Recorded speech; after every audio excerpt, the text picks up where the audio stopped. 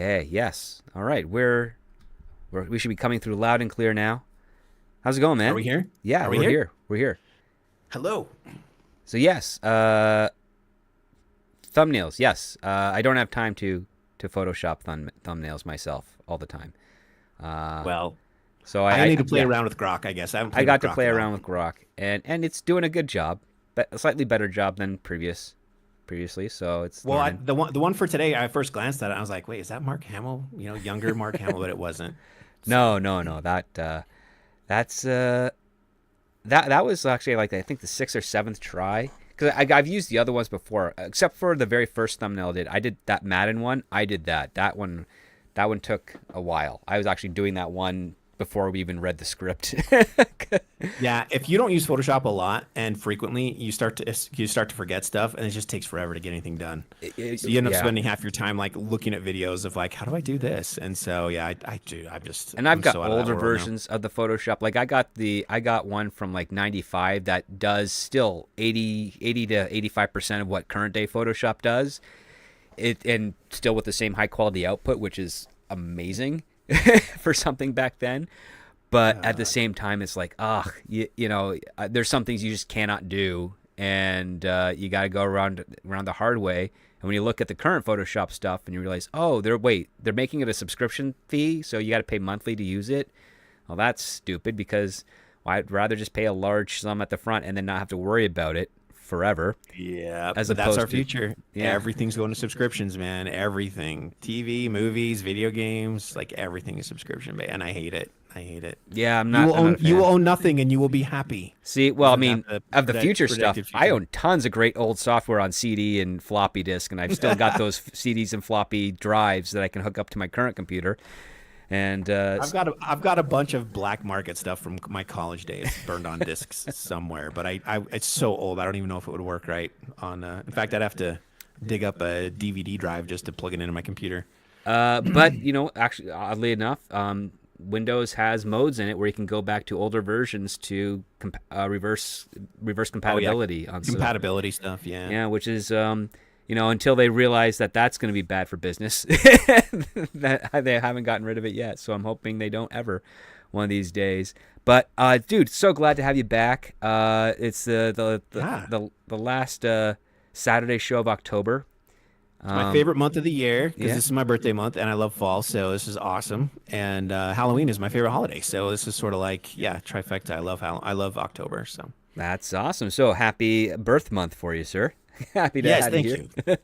That sounded kind of weird, but thank you. Well, I mean, like I don't know the actual day. We don't need to go into specifics so that people can try and find our identity. Oh no, yeah, we don't need to do that for sure. But no, I'm glad that you're here. We got an interesting one out there.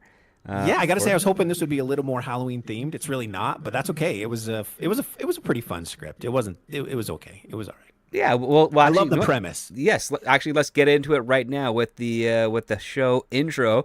So, Yes. welcome to Scripts on Saturdays, the only screenplay review show on the interwebs, discussing scripts both professional and amateur, circulating around Hollywood, giving you, the TV and movie-going audience, a behind-the-scenes and inside track on what writers are pushing and what producers are buying. I am your host, the Script Doctor, and joining me this week, again, the wonderful TJ Mack of Mac Media.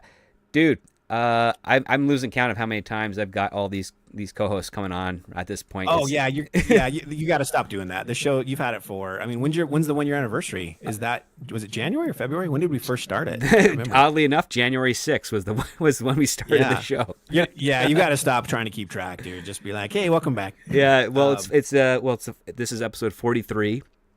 That's nuts. I can't believe it. And I will say this, like everyone listening to the show has, if you've listened it from the first episode to today, you've probably got a pretty solid grasp on what it's like being in the industry, reading these scripts and seeing how even one of the ones that are relatively popular with producers are kind of bad, and some of the ones that are not as popular as producers are really good. And then every once in a while, there's one that everybody likes that's really great, and then there's crickets about it in the industry. It's just how it is. Yeah. It's so dumb. It's how much of it internally is the politics of just like you got to get the right person to just say yes, right? It's not so much that it's the greatest script ever. It's just like, yeah, okay, we'll do it. Like how much of it is that?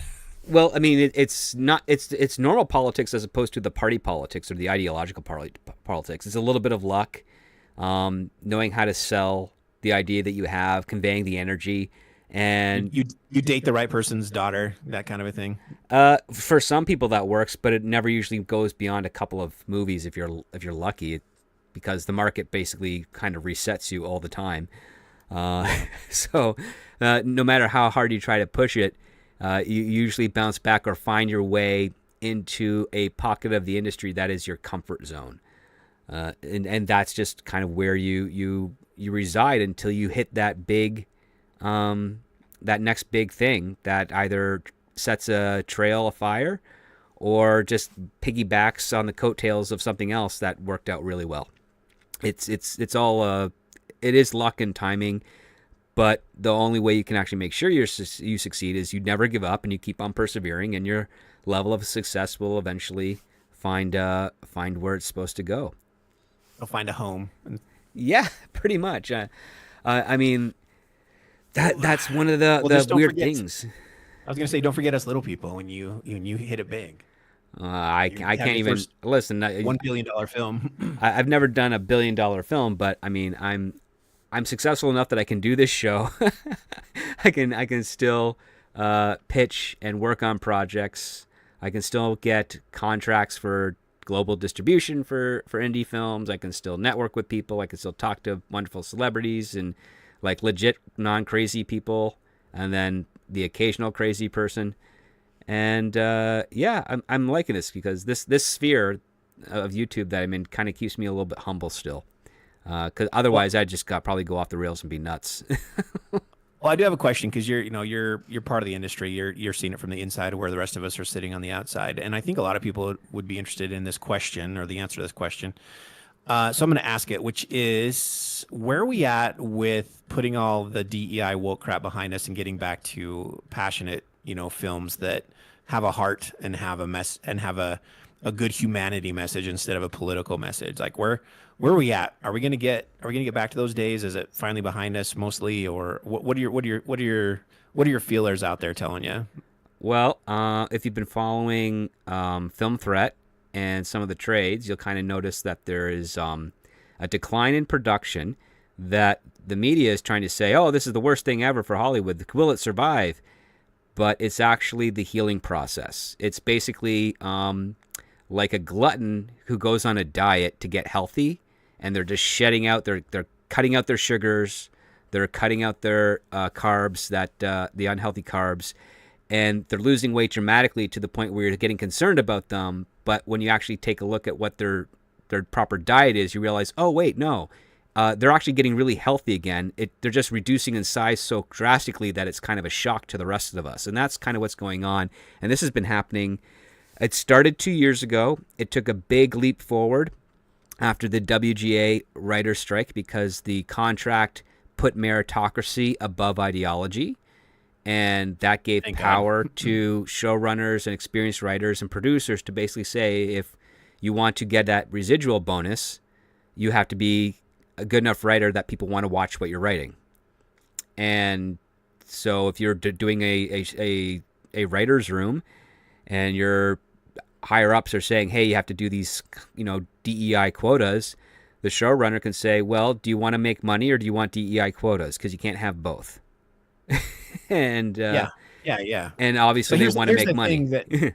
But the thing that has always puzzled me is, why even go down the DEI road to begin with? Like, business is in business to make money, period. Well, how do you make money? So for profits to take a back seat to ideology is just insanity to me, especially on the scale that we saw it go across everywhere, not just Sure. entertainment industries, but So everywhere. you can answer that with another question, which is, how do you make money? And you make money by introducing something new. Doesn't necessarily have to be good. It just has to be something new, something mysterious, something that hasn't been done before. And DEI fit those parameters in spades. You don't think it was more? You don't think it was more sinister than just, hey, it's something new that no one's seen before? You don't think it's? Everything something new eventually becomes sinister because the greed, the desperation of the attention to it always perverts it. Always does. Okay. So in this case here, you had a fairly interesting question, which is why are these certain groups not as prominent in the entertainment industry as we think they should be? And that's a good question. It's like, well, is there really gatekeeping done to keep them out? No. There just doesn't appear to be a lot of people of those groups that are interested in this line of work. Does not mean that we reject them. It just means that, they're not interested. And instead of accepting that, certain parties said, well, let's just force some of those people to get into the industry so that they can be.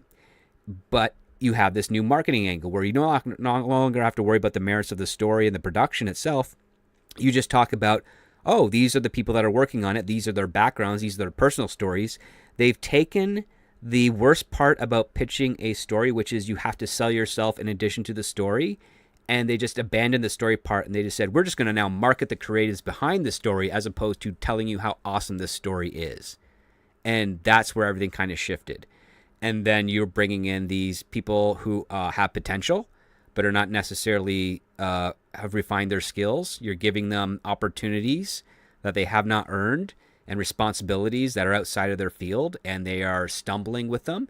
The support group around them is also now prohibited from criticizing them or helping them get on the right track because it can be implied that they're being discriminatory.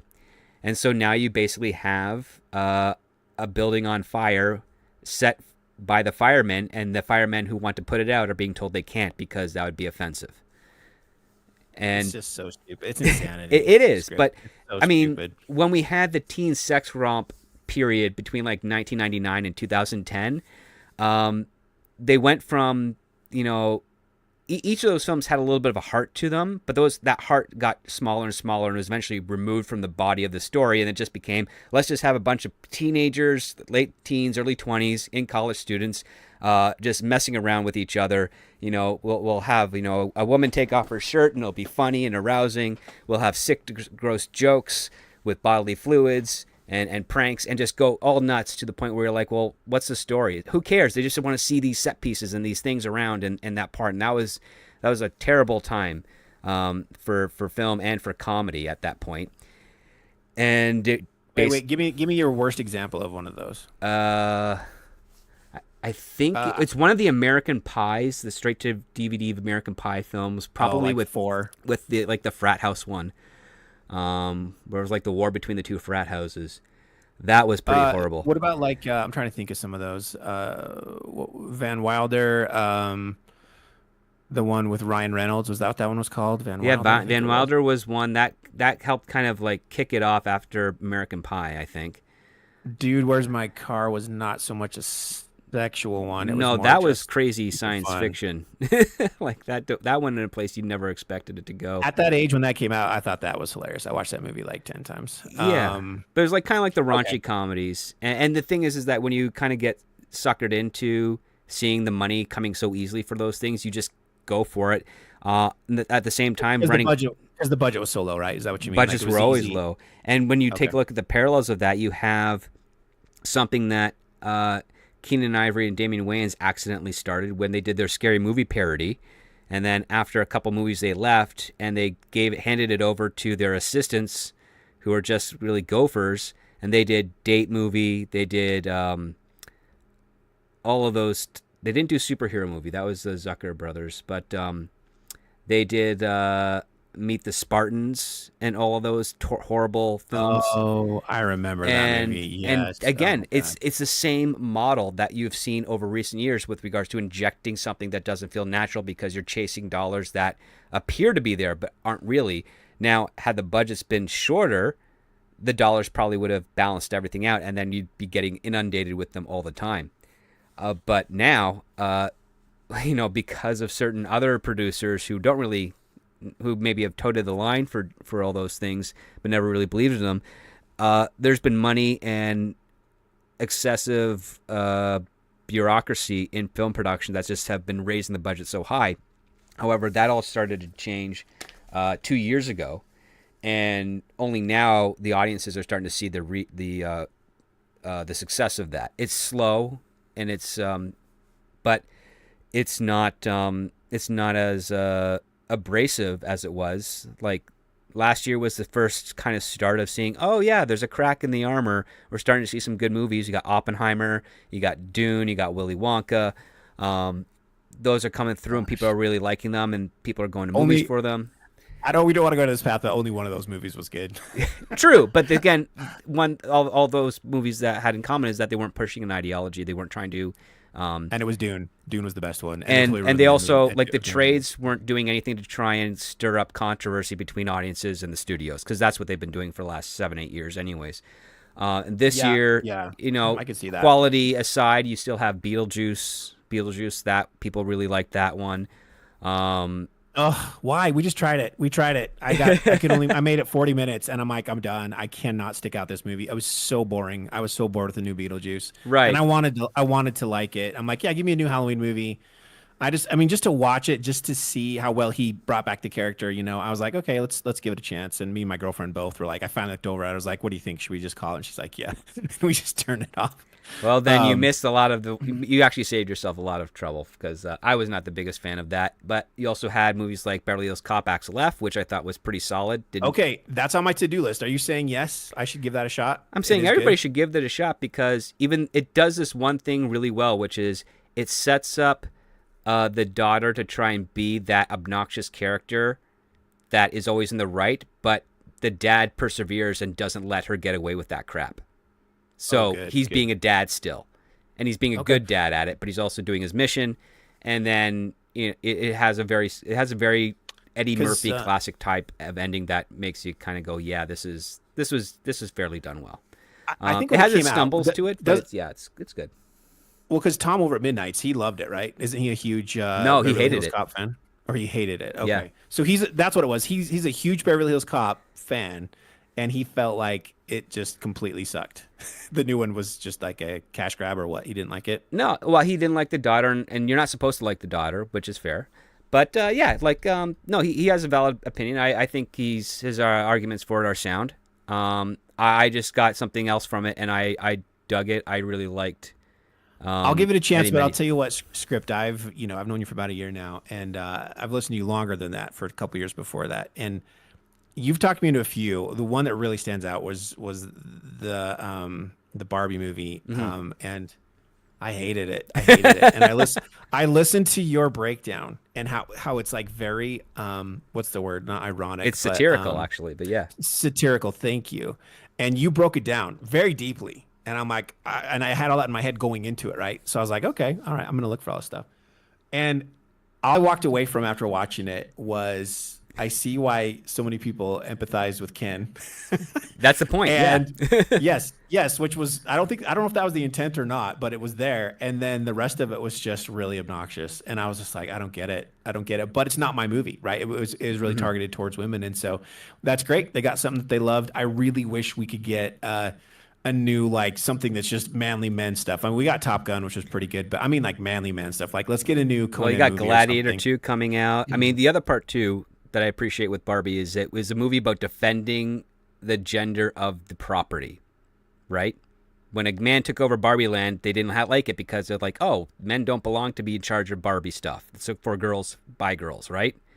That's what the whole movie was. It's like, oh, wouldn't that be nice if other studios at that time had that same mentality? It's like, okay, yeah, we want to make it more appealing to the other gender and other market, but do we want to do that at the expense of the existing market, right? That was the underlining theme of Barbie, at least for the conflict of the dolls versus what the Ken was doing.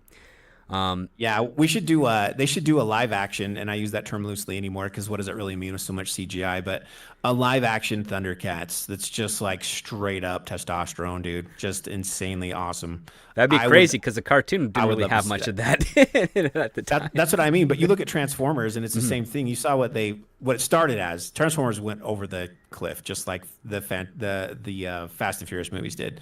But I think it could be done really well and done right, but I don't know. I'm also scared to say that because so many things that we think would be good just gets completely taken over by tourists and then turned into something that it never was or meant to be by people who know nothing about the IP, and I hate that.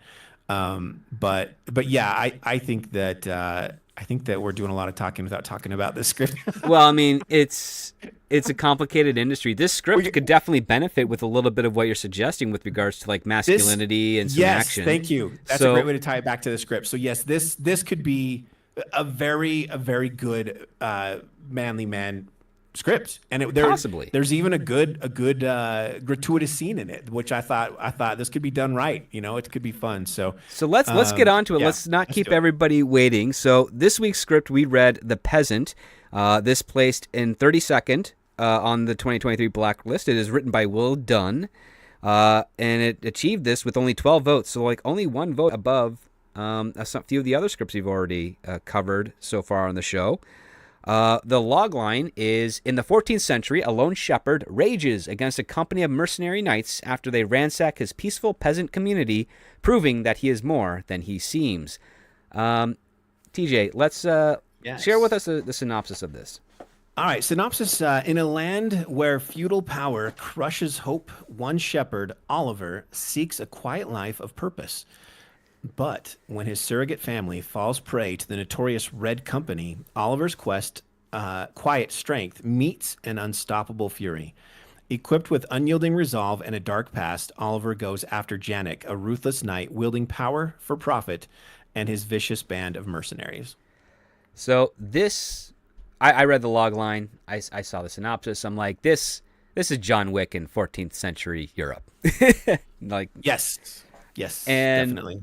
I will say this: Rule One achieved by Will Dunn honored the premise with which you set up.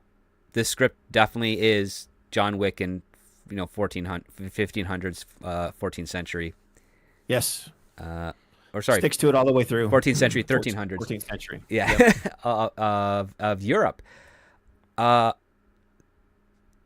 What were some of your impressions just off the bat with the first few pages of how the story was set up and this character of Oliver? I was hooked right away. Like the first page is kind of like my dipping the toe in, right? And I was like, I like how it presents itself. It pulled me in. After I got in about 10 pages deep, I was instantly thinking about how we are set up with our protagonist. And let's say John Wick, we don't have to talk about spoilers because it's so old, right? So John Wick's whole premise, the motive was very simple and very clear. His wife died from cancer. She left him this surprise puppy that he dumped all of that affection from his wife onto that because it was not only her last dying gift to him, but it was this something for him to care for and to take care of. Right. And then we see this dog get we didn't see it. We know it happens, but we don't see it. Yeah, that blood trail to where it crawled over to him was more than anything. I mean, that's too much for even us dog lovers sometimes to see. Like, that was hard to watch. But it was so impactful that from then on, we're like, get him. Right? Yes. Like, we are with John Wick the rest of that movie. And I got to tell you, when I first heard the premise, when people were talking about, like, yeah, they killed his dog, I'm like, so what? Like, I love my dog, but I'm not going to go, like, on this, like, murder spree for my dog, right? I would probably just murder the person that hurt my dog, and then it'd be good. So I always thought the premise was, I'm like, that seems really weak. But then I saw the movie, and I was like, okay, holy crap. It just goes to show how an idea or a concept can be so vapid until you see a director put it together on screen, right? It could be complete opposites. And I love that about John Wick. And I felt like in this story, we have Oliver, who I think is a great character. I love his name. I loved all the names in this script. It's very easy to keep people, tell people apart on paper. Yeah. But I was like, after I got 10 pages deep, I looked back and I was like, yeah, you didn't sell me on that. I didn't get the puppy dog moment, right? I didn't get that. I got close, but not quite there. So that was my first impression of this script. I'm like, I like how it's written. I like how this whole thing is written well. And I love the choreography. The description is almost too much, but I don't know the rules on that when you're writing an action script with a lot of fighting.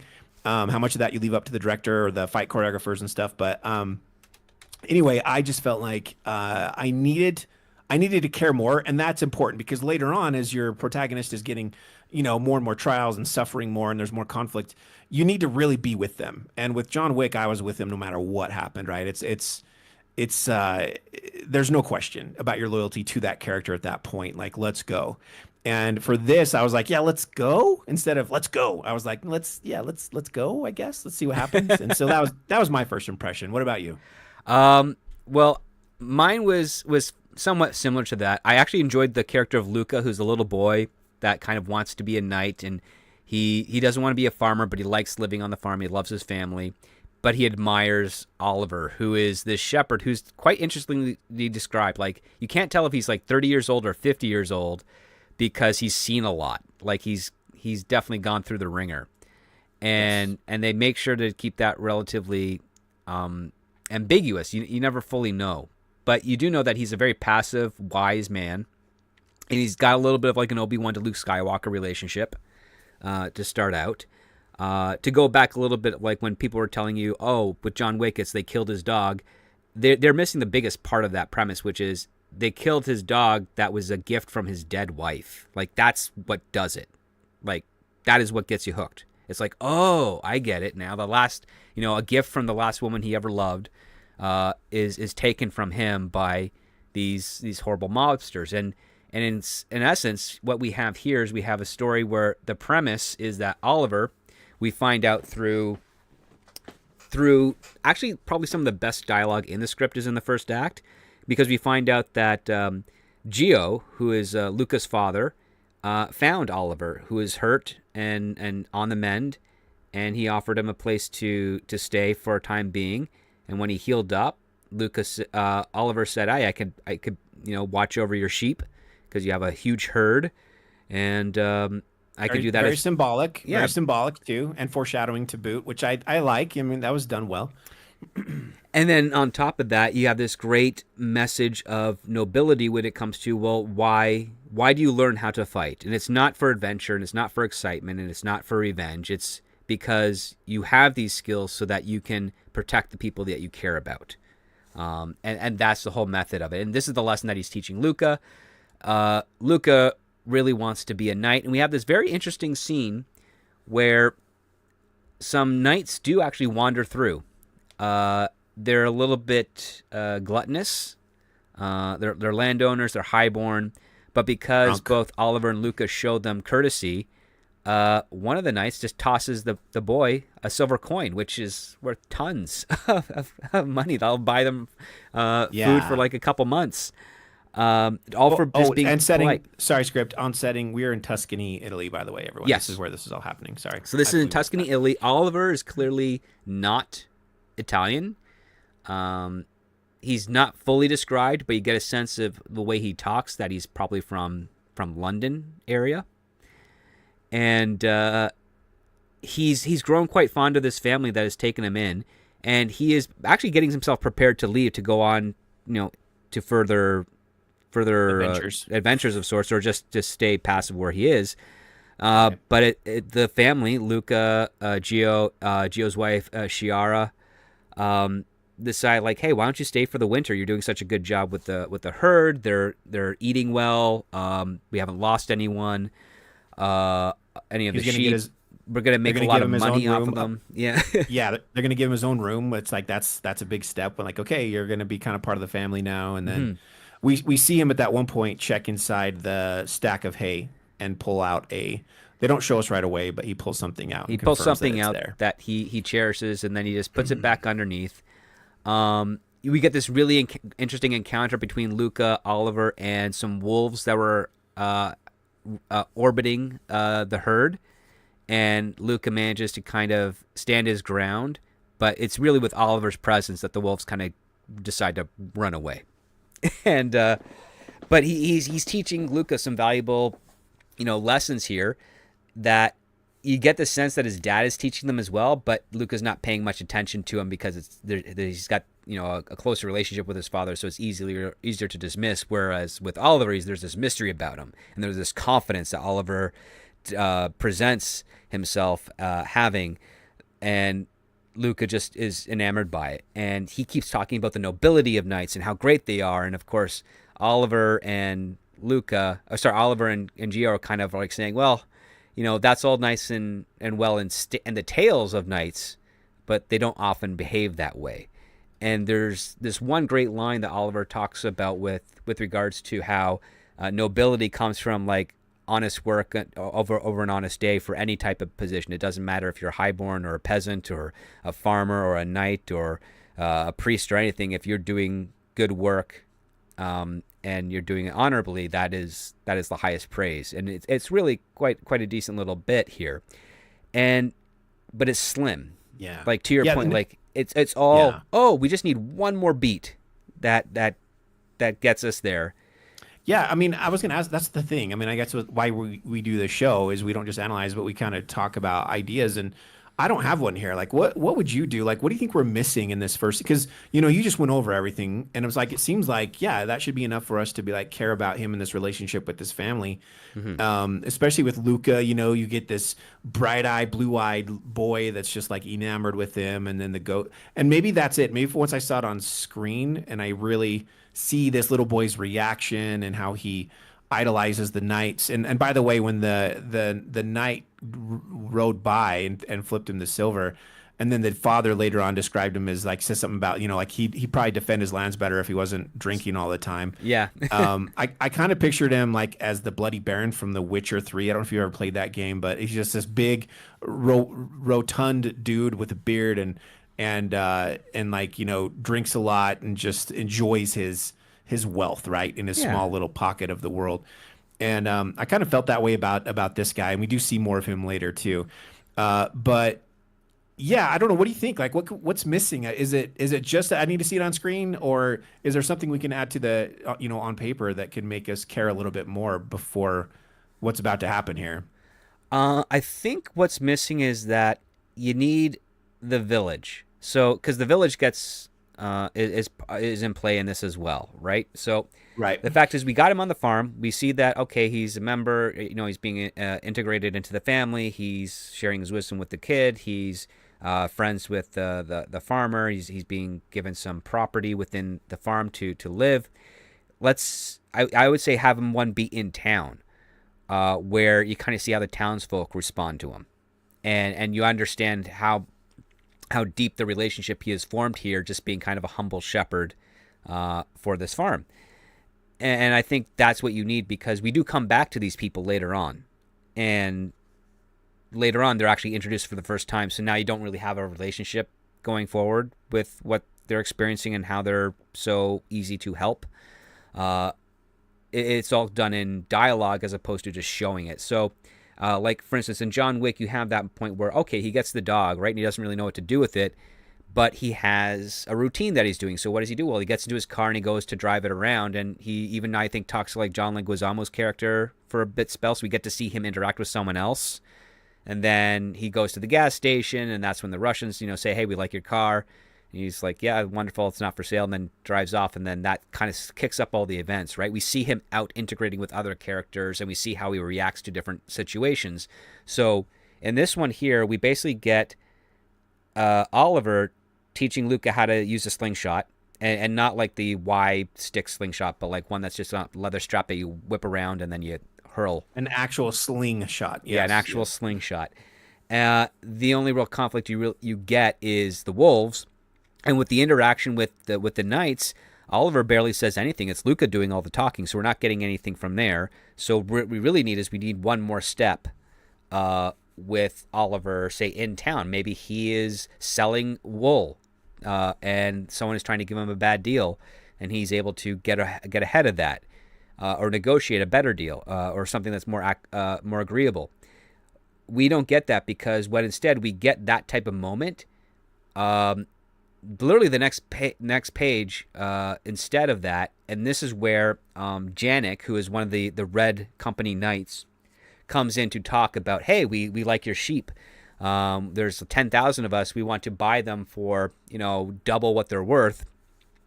And of course, Oliver says, well, that's a great offer, and I'm very humbled by it. Or sorry, I'm very not humbled is not the right word, but he's very gracious for it. Flattered, yeah. Flattered, but it's not him. It's not his decision to make such a deal. And of course, Janek takes this as an insult, and then just hits him over the head, knocks him out, and they take the flock. And on top of that, they then ransack the farm. They kill the family. So instead of having that beat moment where, John Wick's at the gas station filling up and having that tete-a-tete with the antagonist, we just skip that. And it's just the guy goes to his house to take the car and kill the dog. It sacrifices a little bit of that extra character to really solidify how dedicated Oliver is to this family and to this position that he has. Yeah, it's just missing. Yeah, it's just missing a little something. You're right. It skips a beat, and it's not terrible. It's just I wish I'd when he does wake up from being knocked out, and he goes and the family is on. The house is on fire, and the wife has been we have to say graped. I guess maybe we don't know. We know that she's dead. Well, no, he describes her clothes are off. Yeah. Well, her clothes are torn. And then the dad is still alive, holding the dead boy. And is bleeding out. Yeah. He's bleeding out. And the dad, Gio, is kind of regretting not finding out all the details. Like, he was being patient with Oliver with regards to his past. He's like, okay, whatever, it's fine. You'll tell us in time. But for now, this is what we're going to do. He's now saying, like, they killed my boy, they killed my wife, they've killed me. He says, yeah, they found something. They found a sword in the barn. And they accused us of either stealing it or even having a weapon. I don't think they were supposed to. And so that triggered the red company, company to freak out. And instead of just stealing their stuff, they instead killed them and burned the house down to the ground. And so then we see him start to bury him, and then I want to hear your description of the grandma, the senile grandma coming out of the house or the woods or whatever. It was really weird to me that it was written. So this is where the script gets a little shaky, because we get this supernatural character, this old lady who's in like a shadowy cloak. We don't see her features or anything, but she does bleat like a goat, and she's. Let me find the line. I'm gonna find the line. But really she's essentially setting up, saying like,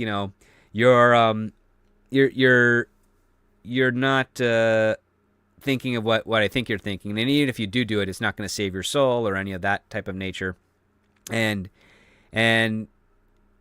Oliver She was just the grandma. She was just the mother-in-law or the grandmother that had dementia is what we thought. And now suddenly she just comes out and she starts saying this weird stuff as he's like burying the family. Yeah. And yes, I was under the impression, I'm like, okay, here comes the supernatural side. So now I'm thinking more Northman, if you've seen that movie. It's like, okay, We're going to get this weird supernatural side of it, which is kind of cool. All right, let's get another layer. Like let's do it. And up until now, I still had hopes that this was going to be like a Halloween story.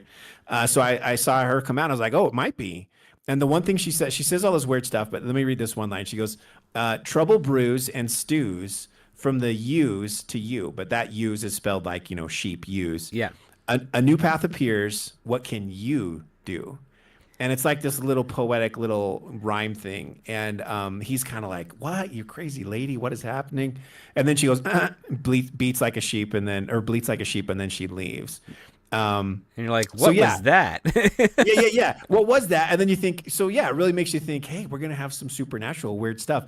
And we get more into that once he goes into the woods later too, where it's like, oh, more supernatural, but it's not. Like every time we start to see, it's like yanked away. Mm-hmm. And then I just feel cheated or I feel stupid, right? Like, oh, you got me. I thought it was going to be supernatural and it wasn't. So I was kind of disappointed that we didn't get, I felt like it was like a stutter, right? Like, hey, it felt like a stutter. It felt like a lack of commitment to the idea. Like the writers reining in something that he wanted to explore further. I mean, I completely understand why you think it'd be like the grandma or something, because the character's name is Nana, and there might be some historical relevance to that with regards to Oliver's past. I don't know. It's a little bit outside of my field of expertise. But wasn't she in the house when they had dinner the night before? No, because she's never described before. Are you sure? Yeah, it's just the three of them. It's just the four of them. It's Gio, Shiara, Luca, and Oliver. Oh wow, I thought she was in there. No, because she comes back later. Yeah, she does. Yeah. And I think it's some sort of like, I don't know. It's a brief supernatural moment. Kind of reminds me of some of like the old sword and sorcery tales of the early 1980s. Not necessarily Conan, but some of the ones that try to copy it, where they just have this random oracle just appear and say something and then vanish. And I'm thinking, is this kind of paying homage to that? It like furthers the plot, but it's because it's in a cartoon form or something. You're like, I don't care, whatever, let's go. Yeah, I mean, well, it was live action, but it was presented very cartoony. So you're like, what is this? Oh yeah, what was that one that was in the 80s? It was like Dragonborn or Dragonlance or whatever. There's And they had a Dragonlance. There's like Deathstalker. There was the Sorceress. There's a ton of them. I guess Willow kind of falls in that genre a little bit, right? Like it's there. Well, Willow, they commit to the fact that there's magic in it, and Willow's Yeah. got to figure out what that is. Here, this script doesn't talk about magic, but it does have something about spirit and spirituality to it, because Yes. Yeah. Oliver is like that line that Nana says is basically saying like, whatever oath you had with this family, it's now resolved because they're dead. What are you going to do next? And he is pretty much saying, I'm going to get vengeance. And so his first location that he goes to is he goes to the local bar, and he says, I need to know about this company that's come through. And he gets a little bit of information. Yeah. A Crossroads Inn, which is very, very like established location in pretty much any middle-aged territory, fantasy story or anything. Yeah. So I like that. I appreciated that. And then he's in there and he's like, "Where are they? Where are these the red company?" people?" Meanwhile, we cut away to the village before we get to that, I think, right? And we see what's going on there, where they're like, "Hey, we're gonna is he a baron? What was his title? The guy the knight that was over the village, the town. His name is like Werner von Erstlingen. He is a German knight. We're not really told much about what his title is, but he's like hard bitten, and like he has all these mercenaries that are around him, and Janek is like his number 2 around there. He's like a duke. And the Red Company is technically his. Yeah. I'm not talking about him. I'm talking about the guy who's in charge of the town that they're gonna. Okay. Threaten. So he's like village? a knight too, but he's like is he a baron? Is he a mayor? Like what is he? Okay, so you're talking about Lord Volterra. So he's a lord. He's a lord over this walled off town that is outside of the village where Oliver had been working. So like, there's this village that's in the distance, and then you go down this road a few hours, and then you get to this encampment, the Walls of Volterra, I think is what it's called. Yeah, the Walls of Volterra. And this is a city that's enclosed, and we learn through, unfortunately, a lot of exposition, dialogue exposition, there's tons of wars happening in the region. Like, that is why these company of knights are so wealthy. They have their land and everything, is that they're basically selling their services to either fight on behalf of a town or a village, or they're conquering the village, taking what they want, and moving on to the next, and all doing this for power and glory. And in this case here, it's implied that some of the knights here are loyal to the church that is currently dominating the region. Yeah, and I think they're called free companies, and they're just like kind of just a bunch of gangs running around doing whatever. Like it's basically like, well, you're going to need protection, but really they're the ones you need protection from. It's very mafioso kind of a thing. So yeah, we see all that, and then they find out the leader of them talks to the guy, the J guy. What's his name again? So you have Janek, who Janek, yes. He's just Werner, Werner so is the boss guy, right? Werner's the boss guy, and he basically says to Lord Volterra, like, this is the character that tossed Luca the silver coin. And Werner says, like, we've done research on your land, and we know how much wealth it's accrued. If you want our protection, we want this many pounds of gold. And of course, like 300 pounds or something. Something like that. A good chunk.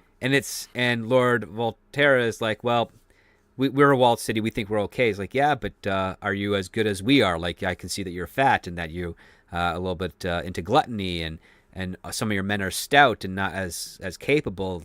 Would they really be able to resist an army of ours or an army of any size, regardless of these walls? And so Werner says, well, I'll get back to you. And he does. 600. It's 600 pounds of gold. That's what. Yeah, that's it's 600 pounds of gold. So they collect the 600 pounds of gold, and they pay Werner. And Werner's like, okay, great. Janek, kill him. and Janek it's like raining. He like looks at the sky and he's like, you know what? I think I'm gonna take your gold and your town too. And I was like, why didn't you just take the town then? But Well, I yeah, mean, they he kill. collected the gold, so it's easier. It's all in one spot. Like that was the compliment he gave him Yeah, I guess before he that's true. And beheaded then him. kills the guards, and then the guards up on the walls with the gate shut. Like he starts walking towards the gate after that, and then they just let him in. They They open the just let him gate. in. But Yeah. there's this interesting point leading up to that, which is Janik has this very elaborate sword that he found in the barn, and he assumes that the family that he killed, this would be Luca, Gio, Oliver's surrogate family, stole this sword. And when he shows it to Werner, Werner examines it. And he says, "Oh, wait, this is an impressive piece of impressive piece here. This belongs to something that is above a knight. Yeah, it was a legendary sword. It was orange. It's a legendary, essentially, yeah, it was a legendary sword, and it was well crafted and everything of that nature." And he says, "Huh, this is interesting. Uh, you know, well, he gives it back to Janik. Says, "Okay, it's yours to use because the owner of it most likely is dead. Because who would ever part with the sword of this level? And this is the sword that's used to decapitate Lord Volterra." Uh, and then I guess after that moment, that's kind of where we go back to the Crossroads Inn of sorts. Oh no, wait, pause, because he ends that with, he's like, "Did you see anyone interesting or whatever?" And then Janik says, "Well, yeah, well there was this, there I guess there was this shepherd guy, but But he wouldn't sell us his sheep, so we just beat the crap him out of up him. and left him." He's like, "You didn't kill him?" And he goes, "No," and he goes, and then that's when Werner's like, Huh. puts two and two together, and he's like, "You need to go and get him Yeah, you now." have to go back and kill him. Send some men. Right. And And that. now Yes, go ahead. now go to the crossroads because we needed that setup for what happens next at the crossroads. So basically, so yeah, once the order has come down, it's been a few days. Oliver has kind of mended his wounds to a degree. He goes to the tavern and he's basically just asking around. He's like, "Hey, I need to know if there's anyone from Red Company around and where they're headed or what they're doing." And he gets a little bit of information. He knows about, yeah, okay, they're going to the walls of Volterra, and then these men at arms, not knights, but just a dozen or so of them from the Red Company, come into the tavern and they identify Oliver the Shepherd, and we get our They're like, first "We're big for a set shepherd." piece. Yeah, Yeah, we're looking for a shepherd, and then one of the guys glances at Oliver, and Oliver. that's all it took. And the guy's like, "You're coming with us." And then, of course, here we go. Now it's time for our first John Wick moment in the tavern. pretty much. And it's basically like, oh, okay, he's fighting him with a cane essentially, and he's using tables and beer mugs, steins, and what have you to fight off these guys. Fireplaces. He uses everything. He It's uses awesome. everything. He kills 11 of the 12. One has a broken arm and manages to get away. He lets him go. I don't think he got away. I think Yeah, he I let think him he did go. let him go.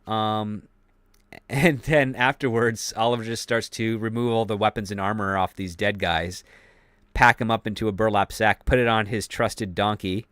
Oh yeah, we forgot about the trusty donkey, which was a nice touch. I like that. I like that. That was kind of cool. And then he just like is off on his other way. And this is where like this is part. So the screenplay has these big pockets, like 2 to 3 pages of just wall of text describing the fighting. And one of them, and this is something we talked a little bit about the show, which I think I'm having difficulty believing the legitimacy of it, because the writer is basically saying there's this historical European martial arts that all these certain knights knew and was trained, and it's like you may think it's fake, but it's been recently discovered. It's been being retaught, and I'm like, I question the source of this right now. I need more information to believe it.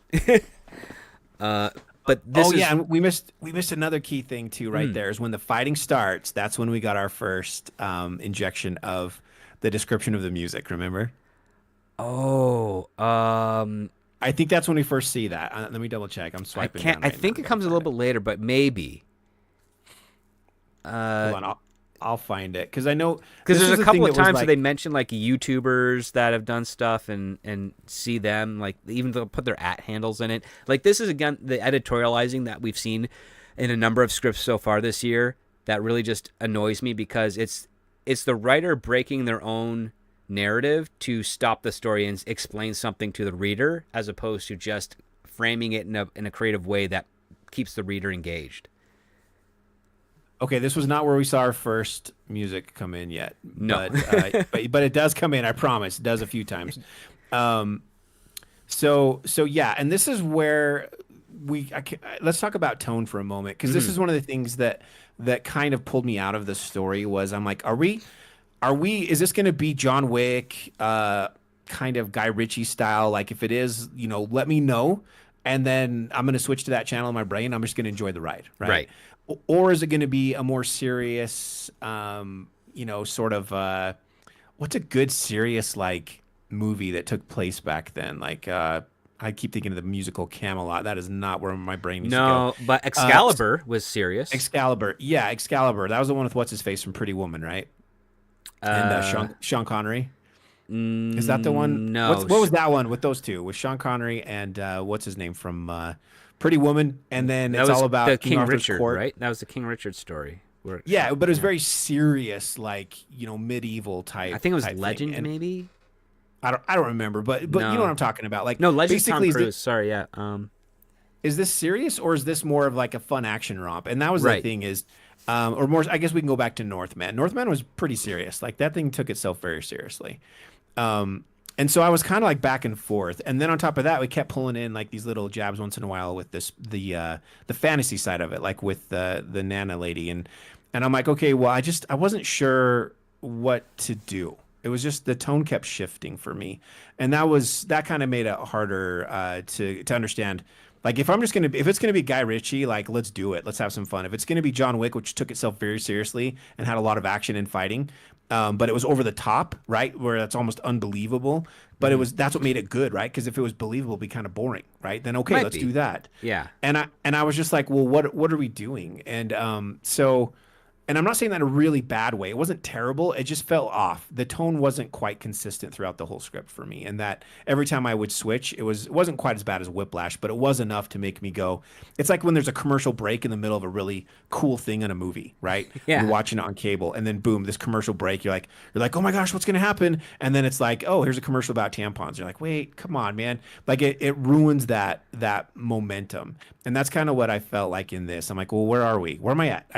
Let me just have a tone. Let me get on board with it, and then let's just go. And I felt like every time I started to get to where I wasn't even thinking about the tone, it would change, and then it would kind of remind me, like, oh no, wait, I'm confused now. What are we doing? Does that make sense? Am I describing that well? Well, I mean, I understand the reaction. The reaction you're describing is bang on. Okay. Because it's a jarring thing because we go from, oh, we got this passive, pensive, serious kind of tone. Everything is very formal. It's trying to be fit into those types of period piece stories, and then all of a sudden we get this action set piece that you think will probably be played to like the music of Queen or something, or Black Sabbath, and then it stops and then it just goes back to that initial tone. So it's really kind of jarring. And it's not done in a tongue-in-cheek manner because there hasn't been any sort of tongue-in-cheek situations or dialogue that has come up to this point. It's been played very, very straight. And then once we get into this crazy martial arts in a bar scene, yeah, it kind of throws you for a loop because now the audience has to go, oh, is this going to be the new tone of the film? Is this what they were setting up for? Is this what's going forward? And then everything that follows after that doesn't return. That tone doesn't quite return until, and not in the same way until much later, and it's so brief that you're like, oh, this feels like it's teeter-tottering, it's seesawing back and forth, the vacillation between the serious and the tongue-in-cheek absurdity. It's not fluid. It doesn't feel natural going on forward, and especially after this one, because after we get this huge fight scene and Oliver's getting his wounds tended by the barmaid before he's heading off, we go back to the Volterra town, and Werner von Ursuling, who is the head of the Red Company, he's going through the town's logs and the journals, and he's basically said, I have now researched this sword you found, Janek. And it's just an exposition dump of what this sword entails and what it means and how it's part of. It's not the knights; it's a part of the paladins, which are essentially knights of the church. And there's only 12 in existence, and there's this big mythology that they're building up to it. And it's like three or four Let me read pages Let of me, this. let me read this exposition dump because this is like you just don't do this, right? You just don't. Not in this And way. It's one of those primal rules of writing, like show don't tell, right? Hmm. And when you have an exposition drop this large, it's like it just hits you in the face. And so this is the one about the sword. He says, "The owner of this sword was the Pope's paladin, honor bound to his service. Some called him the Black Death. They say he has killed more than the plague, fighting the cardinal's battles, assassinating his enemies. To be released from the then cardinal's service, at last, he cleared the way for his master's ascension to Pope, and then he disappeared." Like that's literally Warner explaining to the other guys in the room what the owner of this sword is. And I'm like, this reads to me as like, when you write a story and you have a character sheet and you have all the details about that character on their own sheet. Sure. This to me reads like a copy and paste from that character sheet. Like who is Oliver, right? Okay, what's his backstory? Well, he was the Pope's. This is it. Copy and paste. This is his backstory for Oliver, and it was just like dropped into this dialogue, and it just feels so unnatural for the rhythm of this scene. It's just like, here's all this stuff, boom, and there's even a worse one towards the end. But there is, but this one yeah, reminded yes. me. This one reminded me a lot of the Baba Yaga story in John Wick. Because it's basically, this is the exact same context. The old man, the father of the Russian guy, is saying, yeah, this assassin, he got the nickname of Baba Yaga. I saw him kill a man with a pencil. It just goes on. And this is doing the same thing almost beat for beat. It's just using it in medieval times. I don't know, because the Baba Yaga thing never bothered me in Wick. This really bothered me. This stood way out to me. Well, one thing that made it bother me is the fact that Baba Yaga is a woman. In mythology, not a man. Oh, really? Yes. I did not know that. and that clued me in when I was watching John Wick. I'm like, oh, these guys are first time writers, and they are. They're all stunt guys and stunt directors, and they're very good at their job. But yeah, that's why one thing I can't like John Wick for is that the dialogue is pretty bad. I mean, it really is. But the action fight scenes, the motivations, like all the other stuff that's really important, they nail. Except the lines are kind of cringy in some parts. I just so you know where I'm coming from. I love the first three. The fourth one I felt like was one too far. Like it was just too much. But the first three I really enjoyed.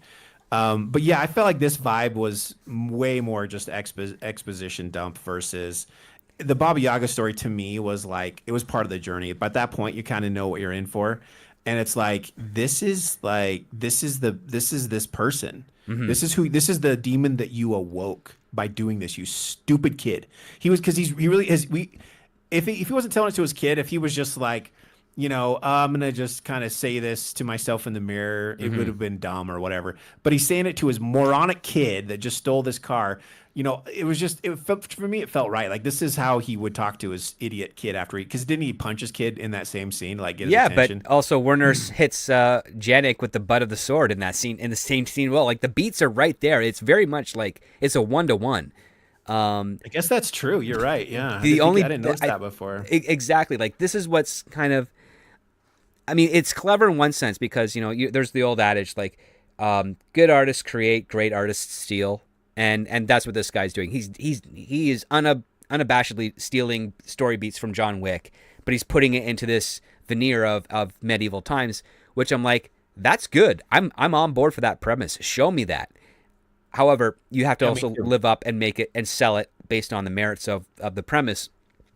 Dropping tons of exposition that this script does really halts the momentum of the story.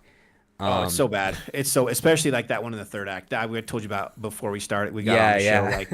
Like, that one was so painful at the very end. We're not going to get into it because it's in the spoiler phase. But yeah. So yes. Okay. So exposition really hurt this. It could have been done better. Maybe it could have been sloppy. Spread out. Yeah. I mean, it was on par with what John Wick did. I think because a lot of people saw John Wick first, they didn't read the script. They're able to get lost in the performance of the actor, right? Which is a great sign of a good actor. They're able to sell you the idea that they're giving you information without feeling like giving you information. That's a fluke that happens not too often, sadly, because there's not many actors that are good enough to know how to do that.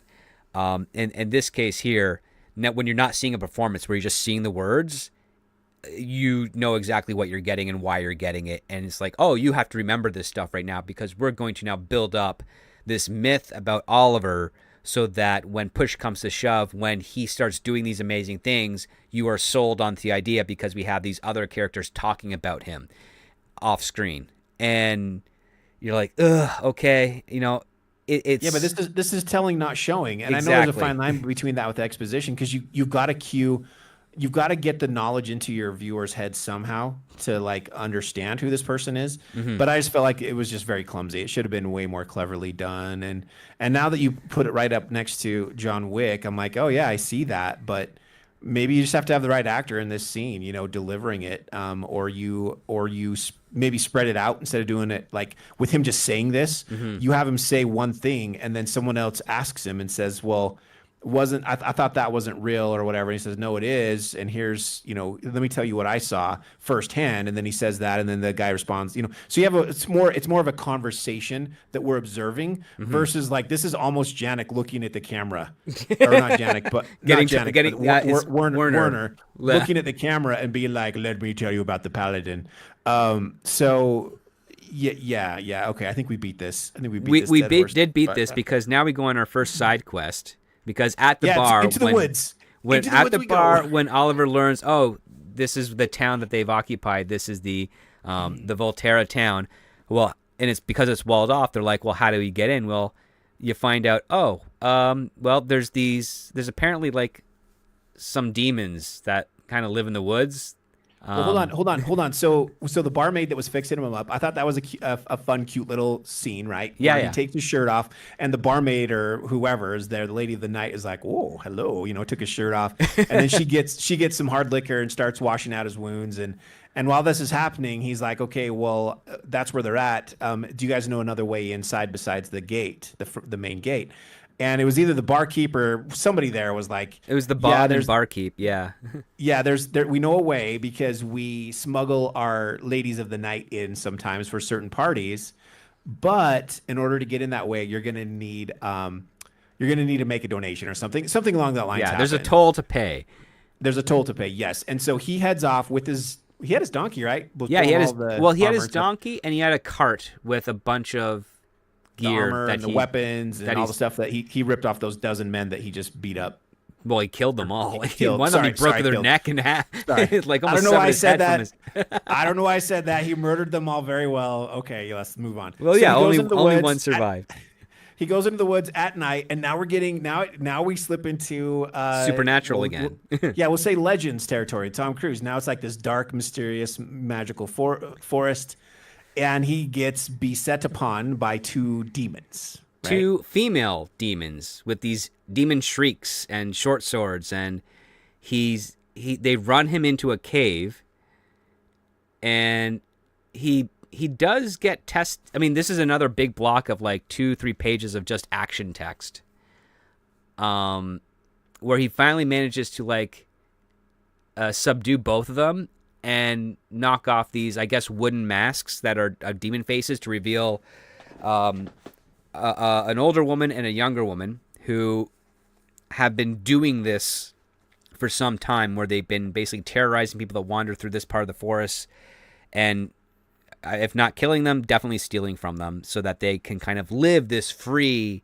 life in squalor, essentially. Well, yeah. I don't know how to describe it. I'm trying to think of a good adjective, but they're not in squalor. They're not in hiding. They're just like, they just have a convenient cave out in the woods that no one ever bothers them in, and they are really good at robbing people by pretending to be demons, and they know how to fight, so they get stuff done. And it turns out that the relationship is that the older one, who's in her 50s, she's the mother-in-law of the younger one that's in her 20s, and her son died at some point, and so now it's just these two women living this lifestyle. Living this lifestyle with the younger one. Her name is Peta, and she's quick. I mean, this is the other part that I thought was funny too, is that every single woman is attracted to Oliver. I mean, it's total. Like, I love it. I love it. Bring easy. this back. This is so good compared to like men are dumb and too stupid to do anything, and the girls. The girls look like boys, and they, like, bring this back. I'd much rather have this. I know it might be a little cheesy, but I don't care because it's not so over the top. And again, it's all in the feel. It's all in the tone. If the tone is, this is kind of like John Wick and and some Conan with a little bit of Army of Darkness mixed in. Dude, sign me up for that movie. Like, I'm ready. I'm not gonna. I mean, I'm ready for it. But again, it just keeps kind of switching around. Well, So it kind of it's a little it's almost to the it's borderline whiplash at this point. It's like, oh, we're here. Oh, now we're back. Oh, wait, yeah, where are we now? yeah. And with PETA, you got to be fair. PETA's first, like when she comes on to him, it's to distract him. Yeah, it's to kill because him. he's got her subdued, and she's like, "Oh, you want to see this? Oh, I give up, you strong man." Well, she's doing it to distract him and he knows that. But it still kind of adds even as a distraction to where they try to get the upper hand again, and then he subdues them both again. And kudos to him for not killing either one of them, because he needs their help to get into the city or the town, village, whatever. And then, but yeah, later on, PETA does keep flirting with him a lot for sure. Yeah, but he makes a deal with them. Like first, he gives them some weapons, and then he says, any person that I kill, you can pillage their body. And they're like, oh, are you certain that you're going to be doing that? He's like, oh, I give you my word. There's going to be a lot to plunder. Yeah. And they're like, sweet. So they help sneak him in through the sewers into the village. Which is a very interesting part, because in this area of Tuscany, the Romans' society is no longer there, but their aqueducts and their sewage systems still remain. And that is not a lot of people know about them. And that's why this is the clever method inside Beyond the Walls that only these two women really kind of know, and maybe Lord Volterra knew, but he's dead and cannot share that information to Warner and the Red Company. Yeah, that Roman engineering, man, lasts forever. It's still around to this day. They know how to build stuff for sure. We need to figure out how to make our roads the same way they made theirs, because ours need to be resurfaced every 2 to 3 years. Well, for starters, they're made of stone and not asphalt. Yep. Okay, so he sneaks in. There's a party going on. Now we have. I kind of picture this party kind of like the Matrix 2 when they have the under. Oh yeah. Stupid orgy scene. It's kind of described like that, but they're outside. They've basically said, hey, all you plebs, if you want to join us, you can join us. And these are going to be their new like low tier like army, to kind of replenish the ranks. And so they have a huge bonfire. Everyone's getting drunk. There's music playing. This is where the music comes in, where it's described as oh my gosh, I need to find it. Do you have it pulled up? Yeah, I think it's a techno percussion banger. But yes, done with the contemporary instruments of the time. Yeah, the band played techno on medieval and makeshift instruments. Example C at After Cooking on YouTube. And I did look this up. This dude plays like techno music on like PVC pipes and pots and pans. Anyway, yeah. So and this is a quote. Yeah, it's anachronistic, but it's a fucking vibe. That's how this guy describes it. Yeah, we get a couple of those things. We get a couple of points where they say, "Oh, it's an anachronism, but this is how I want to play it." But they come so late into the script where it's like, "Oh, wait, now the writer's just talking to me as opposed to telling me a story." And they're saying, "Oh, yeah, for instance, one of the knights that are among the Red Company is a woman, but she's built like a UFC fighter. So that should make it okay, right? Wink, right, guys?" Wink, wink, wink. Yeah. Yeah, and again, if the tone is that tongue-in-cheek this whole time, yeah, great, bring it on. Yes. Give me a Barbarella in there. I'm fine with that.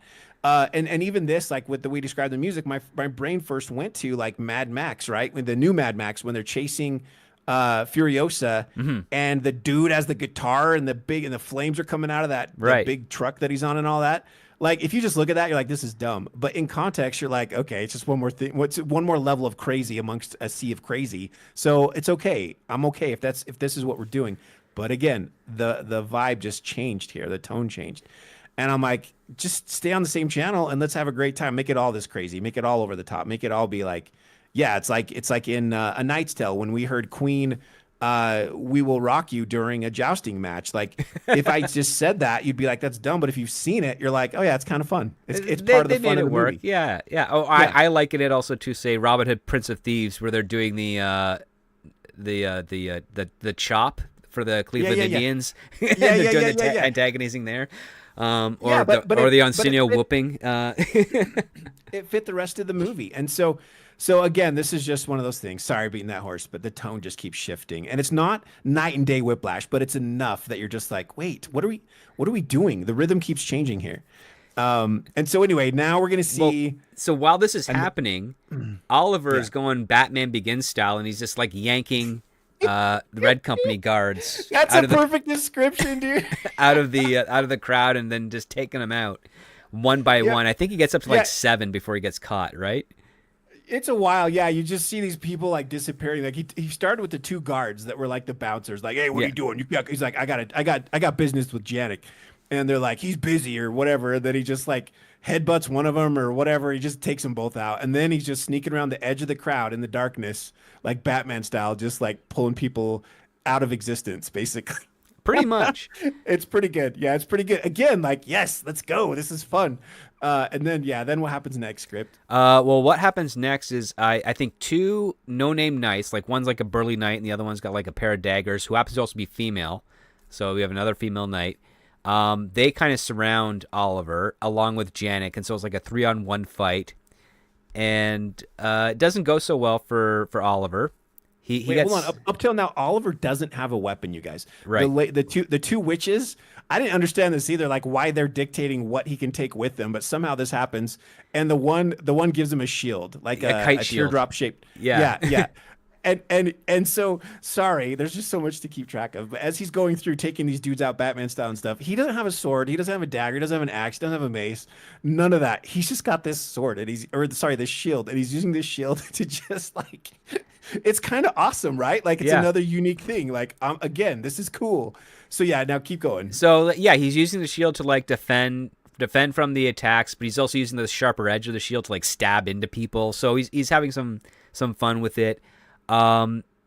He then gets hit in the side by a bolt from a crossbow, and it kind of pins him to the wall. And you think all is done until a mysterious archer that's right outside the church in town is known as the Sniper, and they're just picking off these guys around him to the point where it gives Oliver enough time to sort of pull the bolt out of his body. And he's hemorrhaging blood, and he makes a dash for the church, and he's yelling, "Sanctuary, sanctuary!" And the doors open up, and we're introduced to a new character whose name, oh gosh, what was his name? Father Antonio. So yeah, Father Antonio opens up and lets Oliver in, and then he steps in front of him because Oliver is now collapsed inside the church. And we have Janik and his number 2 man named Dorian are basically saying, like, let us in to get this guy. He's like, well, this is sacred ground. It's holy ground. You cannot draw blood inside. Yeah. You are welcome to come in if you could discard your armor and weapons, and we can have a proper parlay dialogue there. But outside of that, he is protected. Yeah, it's like ollie oxen free, right? Like this Pretty is much. this when he first said, I'm like, are you serious? I thought it was a joke, and then I was like, oh well, I guess there's some truth in that. Like you know, it's hollowed ground, so you can't. But it just came so fast out of nowhere. My initial reaction was I laughed. I'm like, wait, so he walked through the door, and now suddenly it's like there's a force field. You can't get me, you know. But yeah, that's okay. So okay. You know, it felt a little weird, but it's okay. I'm on board with it. Again, if this was the whole theme of the whole, you know, the whole feel of the whole story, I'd have been fine with it. Like, yep. And you find out that Father Antonio actually he's not normally of this church. He actually was sent here by the Pope to look for Oliver because he wants him. Oliver is to being summoned back into duty, and Oliver doesn't want to do that. He's retired. He's retired. He wants a different type of life. There's Father Antonio is kind of like the Willem Dafoe character from John Wick in this point, you know, giving him some advice, but also helping him out. But at the same time, where Willem Dafoe's character was also the sniper helping out John Wick from afar, well, they split that character into two. One part Father Antonio, another part is that archer sniper who is named Ali or Alessandra, and she's a lithe-looking, beautiful woman who fancies Oliver, and because she saved his life, he has a boon to her. He's indebted to her, and he will do anything within his power for her, whatever the request may be. And so she's having fun with this. What pray tell could that be? Well, we're not going to go there yet because he's bleeding out, and she's the one that stokes an iron rod into the fire to heat it up so that she can cauterize his wounds and help him get Oh yeah, bandaged. yeah. The crossbow wound was the most grievous, and so or egregious, sorry. And Yep. so she gets this red hot poker, stabs him in the back part of the wound, and he's just like doesn't even flinch, man. He's Yeah, just he's like, like, yeah, this is okay. nothing. And she was very impressed by that, very impressed. And then they're talking some more, and then she moves her way around to the front, and then Cauterizes the front of him. Yep. yeah, I was gonna say sizzles it, but yeah, cauterizes is a much more medical term. And again, no reaction from our Studley man. And again, I'm not mocking it. I love it. We need more tough men like this on screen right now. So bring it on. But yes, But then she wants she's like, oh well, what type of boon of service? Like anything that you want. And she's like, okay, well, I want you to kill this guy, and maybe I want something more. And he's like, I can only like I'll happily go after and kill this Werner von Ursulingen for you, but I might die in the process. She's like, yeah, I figured that would. And he then says, like, I can't give you the sun or the stars or make you a queen or anything of that if that's what you're thinking. And then she just bites back, kind of like teasingly, like, then what good are you? And that's when he's like, well, anything within my power to give will be yours. And so she just keeps on poking at him with various questions. And and like the writer's clearly putting in the action lines. There's lots of chemistry between these two. Like if you haven't gotten it through the dialogue, I'm telling you right now. sexual tension. Yep. And so while those two are kind of doing their thing, just back and forth, Janek comes back with more guards to the church cathedral doors.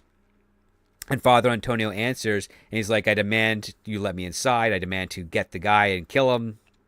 And there's nothing you can do to stop me. And Father Antonio says, well, I'm the bishop of this diocese here. You are definitely free to kill me and everyone inside, but the inquisitors are going to investigate, and they always get an answer. Someone will always turn on you. And are you willing to take that gamble? And that's what stops Janek from actually trying to get inside. Like he was all ready to go to like spill blood on holy ground and all that type of stuff. But yeah, and then he even says he basically reveals himself. He's like, I'm the Shadow Bishop, which has a reputation for being like very, very powerful, the right hand of the Pope, basically. right. And so then Janek's like, okay. So Janek backs off. He doesn't try to barge into the church. So now they're in their little sanctuary in the church in the middle of the night. And our protagonist is healing up.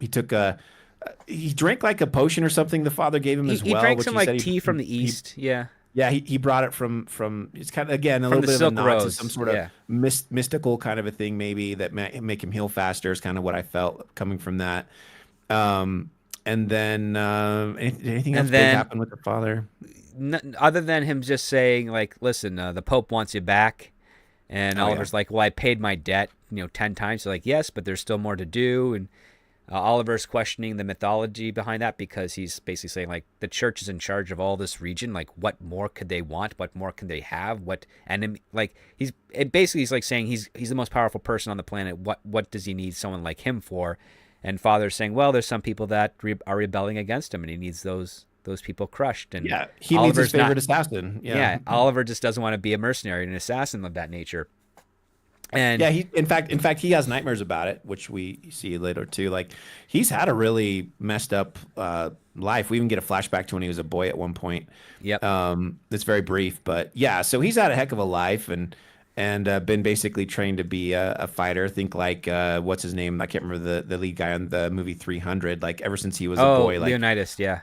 yeah. That's kind of that kind of a feel is what it felt like. And so meanwhile, yeah, then he walks through they actually describe it as a camp. So I'm guessing it's not just like they're inside a church, but there's a church with a fenced in area with maybe like a cemetery and some other, but there's enough room for there to be people in the grounds in this camp, hiding and kind of like healing up. It's and probably not an exterior type of a church because the churches of this style here, and this part I actually do know a little bit. A lot of churches, especially during times of war, are outfitted as hospitals as well.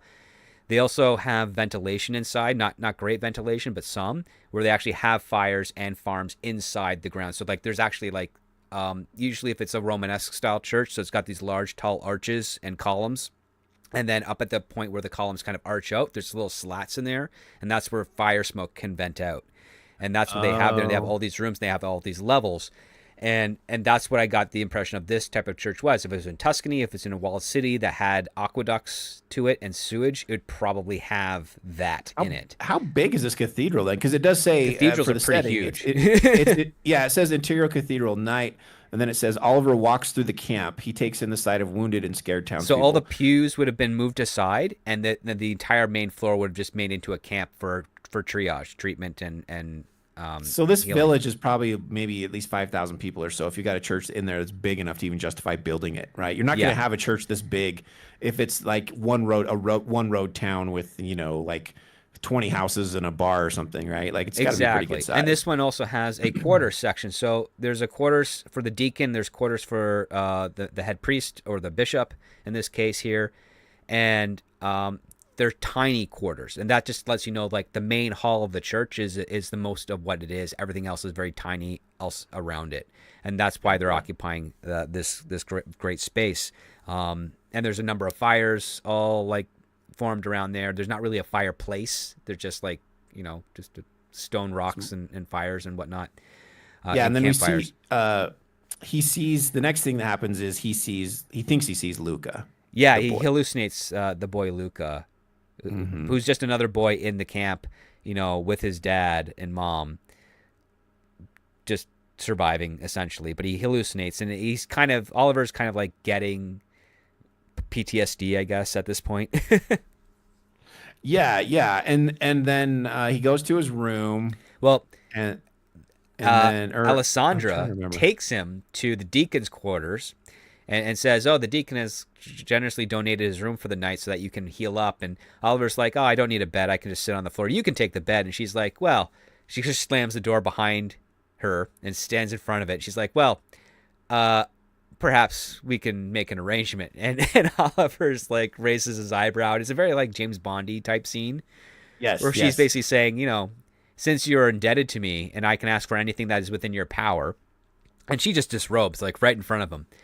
And he's just like, oh, okay. And then we get into something from like Desperado between Salma Hayek and Antonio Banderas. Love scene. Yeah, like she takes her clothes off and then she takes his clothes off. So she was like the one doing all the undressing. Yeah. And then it's like described like where they kind of go all over the room and they it's like it's very passionate and fun. Yes, Desperado with Salma Hayek and Antonio Banderas. Antonio Banderas, yeah, or that scene. If it's like that one beat. If you ever seen the movie Shoot 'Em Up, there's that scene with Monica Bellucci and I want to say Oliver.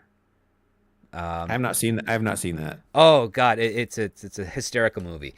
But it's they have this scene where like this Clive Owen's the name. So yeah, Clive Owen and Monica Bellucci, they have this love scene where they're just going at it in this hotel room, and then they get ambushed, and so he's got to grab these guns, and while he's still in the throes of passion with Monica Bellucci, he is shooting the bad guys that are trying to kill them at the same time, and it's crazy. What? That's awesome. Oh, dude, it's a great movie. It should have done better numbers at the time, but it was rated R when it really should have just been PG-13, and not enough people saw it. Yeah. But it's a great movie. Check it out. Well, here you go. Here's the scene was like that. Here's how Allie like hits, instigates this scene. She says, "We both die tomorrow. You said you'd serve me however I want or need. Anything in your power to give." He nods. "Well, this is what I want and what I need." Yeah. And then that's it. Then she attacks. She takes off her clothes and attacks him. It's pretty great. It's fun. I love it. Again, if the whole script was just this sort of tongue-in-cheek fun, like let's do it. But again, now we're getting into kind of crazyville, like woo, crazy scene. And then we have a dream sequence where we're seeing Oliver as a young boy. Yep. And we kind of see these flashes of him. What happens when he gets like knocked? Basically, he was serving his. He became a squire. He then learned to be a knight. Then a knight is dead, and he's accused of his murder, and he's thrown aside. It's the knight's son basically accuses him of doing it to like get rid of him. And then he gets thrown off of a wall into the river or something, and then Then he washes up somewhere, and then he's becomes a mercenary of sorts. well, he's found by The cardinal, actually, the cardinal who later becomes the pope, and that's how that connection, that's how they meet, and everything happens from there. So that's a little like exposition that was done well. It was just in a dream sequence, and it fit. Yeah.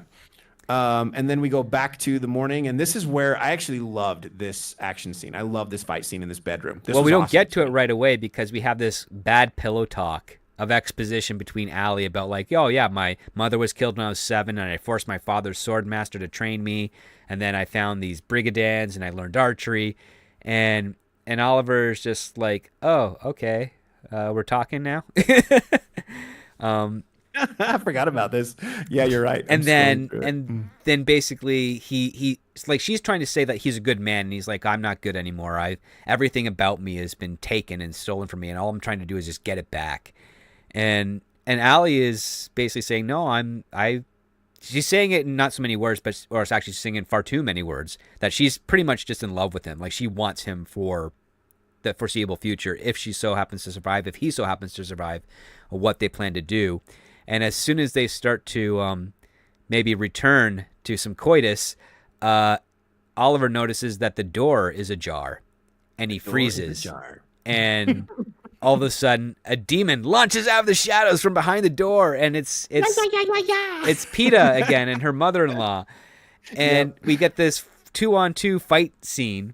No, hold on. You revealed the mother-in-law too soon, because Peta comes in with like a big old the big spear thing, right? Yeah. And in this tiny little room, so now it's 1v2, but it's like in a room that's probably 8 feet by 8 feet wide. Like, there's a small room, right? Mm-hmm. And so it's this really crazy close quarters fight, which I love. Which again, John Wick has done some really amazing fights like that. And so I was on board. I'm like, oh, this is kind of crazy. And then we find out, well, she got hired by the other dude. He paid her even more money to go in. But hold on, before we can tell you why, suddenly, this is the part that got me out of nowhere. Her mother-in-law comes out from underneath the bed and grabs his ankles or whatever. Yeah. And I'm like, wait a second. How long has she been under that bed? Like, at what point did she crawl into their bedroom? Was it during the coitus? Was it after the? It was just. So I think funny. It'd be after, during the nightmare part, because.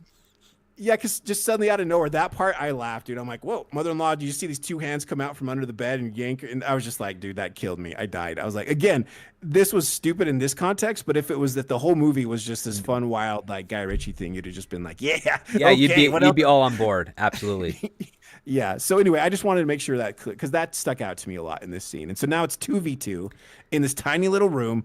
All this fighting's happening. And then at some point, Peter reveals that the other guy paid them to come in. And he's like, oh, you came here to kill me. He's like, well, not to kill you, just to get you outside of the church. Yeah. Yes. And then at that point, she kicks him out the window, and he falls a couple, I'm guessing like 2 stories down. He falls like 2 stories, bounces off an awning, cliche type of thing. Yep. And now he's not at home base. He's not at home free base anymore. So now he can be attacked. He's got no weapons. All he's got is a pair of slacks, no shoes, and he's surrounded by Janek's men. And he kind of makes a run for it to the abandoned Roman baths, and then we get a big set piece scene here as well in that area. Yep. Another, it's a small. It's basically, so yeah, it was one fight scene that leads us into another bigger fight scene, and then in the meantime, as he's fighting in the baths, somebody re-shows up to help him. Who was that? It's a knight in full armor regalia comes in, shoots. He's about to get drowned. He's about to get drowned. So the knight that's trying to drown Oliver gets shot in the back of the head with a crossbow bolt, and then the knight draws, I think, a cudgel of sorts and just starts beating the crap out of everybody. And that knight ends up being Alessandra. Our lithe woman who is a great archer and is also now this warrior princess of sort. And this is like where I had a big problem with it, because I was far easier to understand her being a great archer, because it takes a good hand-eye coordination. It's a distance weapon. It's appropriate for a woman of her status and her experience to be good at. It's not fisticuffs, hand-to-hand skirmishes, or combat, right? but now we've added in the skirmishes and combat.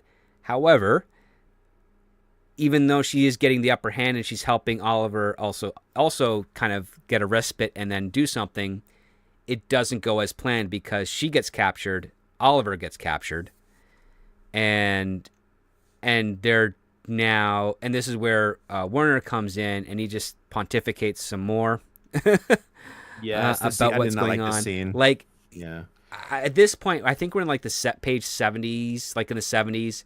We have had more pages of description of action than we have had dialogue at this point.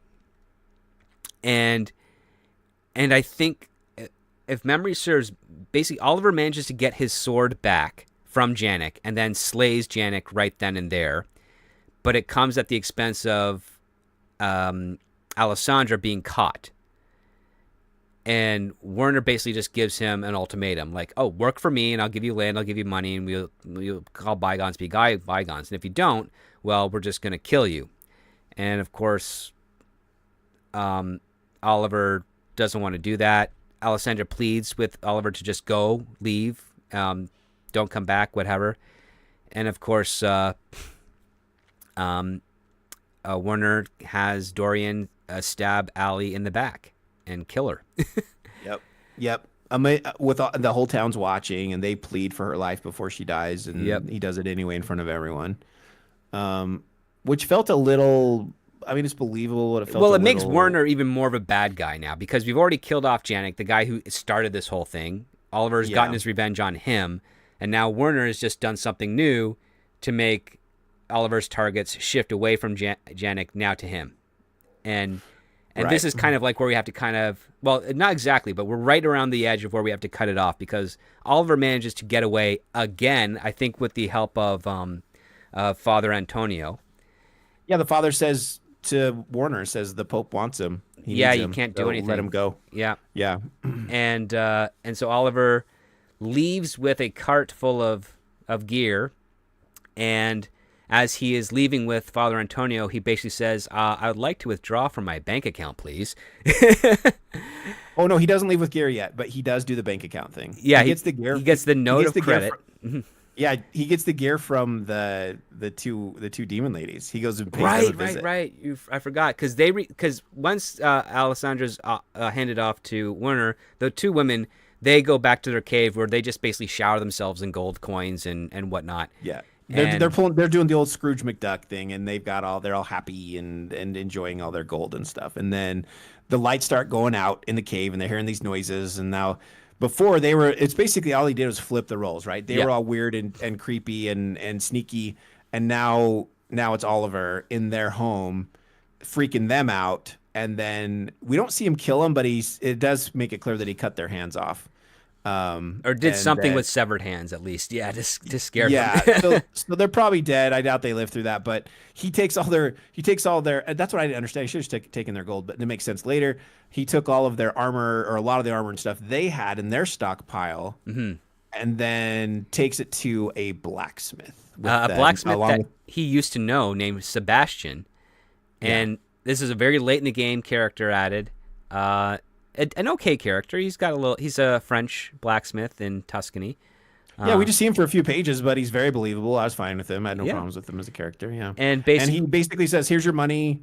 I need you to do this." He's like, "Well, this is way too much." And he says, "Well, I need it by tomorrow." So basically, he's going to have to work the next 12, 16 hours to build this. Build a a suit of armor for Oliver. We skipped the part about where he got the sword, and then the sword got broken. Right. That's right. Well, there's so much description in this thing. You kind of get lost a little bit of it. But so when Oliver kills Janek, he stabs him through the stomach, I think, and then he pierces the wall behind him, which causes the sword to shatter into two parts. Yeah, well, it seemed like what happened is Janek purposely did that as he's dying. He twists in a way that breaks the sword into 3 pieces. And so you think he's going to go to this blacksmith and fix this sword, because the huge part of the story was been like he's going to recover this amazing sword that's so sharp and so powerful and has these runes on it. And then in the end, he goes to the blacksmith and he's like, the guy even asked him, "Do you want me to repair the sword?" He's like, "No, just make me armor." And you're like, what? Yeah. That just felt so weird to me. It completely like threw me off because I'm like, well, I thought they were going to do like a Lord of the Rings thing where they're just going to reforge the broken sword into a new to a solid sword, revitalize it, all that type of stuff. Nope, they're not doing that. He gets this suit of armor, and basically it's now he's going to go back to the town to Werner and get his revenge, and or maybe he won't. We have to cut it off here. We're not going to say. We're not going to say. But all we're going to say is like up until this point, Oliver's done an okay job working from the shadows one-on-one.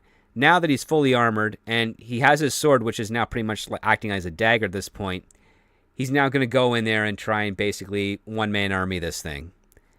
And I don't... And I thought this didn't feel earned to me. I mean, the motivation felt there, but the way the pieces were placed on the board, it's like we know that in any other situation, this would not be something that could be pulled off. It's not happening. And it's not like he's rallying this town to fight with him or anything of that nature. It's just him versus the world. And the tone hasn't been established as that from the start. So we can't believe it in even a comical sense. You know, like if we want to do something where, it's Ash at the end of Army of Darkness, where yes, everybody is fighting, but Ash is running up the steps by the outer wall, and he's slaying like all these deadites around him one-on-one, fighting two guys off on either side of him, grabbing a crossbow, shooting off an arrow, and then he jumps into his car with the big helicopter blades, taking out everybody. Like, you get that. It makes sense for you because the tone has been established from the beginning that he's... In context, it's great, yes. And then here, it's like the writer just... I think he wrote it as a serious thing, and then he rewrote it to insert some of the more humorous tone that he has in certain areas, but he didn't apply it to the rest of the story, and that's why I think it vacillates so wildly, in my opinion. Yeah, I'm trying to think of a good movie that is action-oriented, has really good action and fighting scenes, but is also fun. Oh, not Kingsman. Which one? Kingsman by Matthew Vaughn. Yes. Okay. Yes. Kingsman. I forgot we talked about that earlier. That should have been the vibe for this whole thing. Like, yes, there's moments of like it's framed in our world, right? And so it's got like gravity still works. There's no magic. There's no wands. It's not Harry Potter, but it's like over the top action sequences. But it's also playful and fun. And so yeah, you're just along for the ride. It's that Guy Ritchie tone, and I feel like if we'd have had that this whole way through.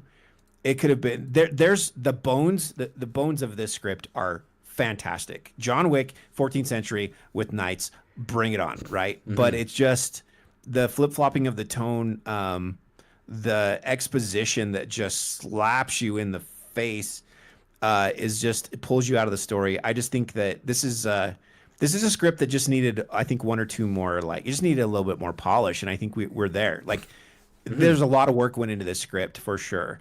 But I just think we just needed a little bit more. It's the 80-20 rule, right? Like, we're 80% there. We just need to get we need to get to the boiling point. We just need a little bit more to get us there. But I feel like there's potential here for sure. I think there's potential in the premise.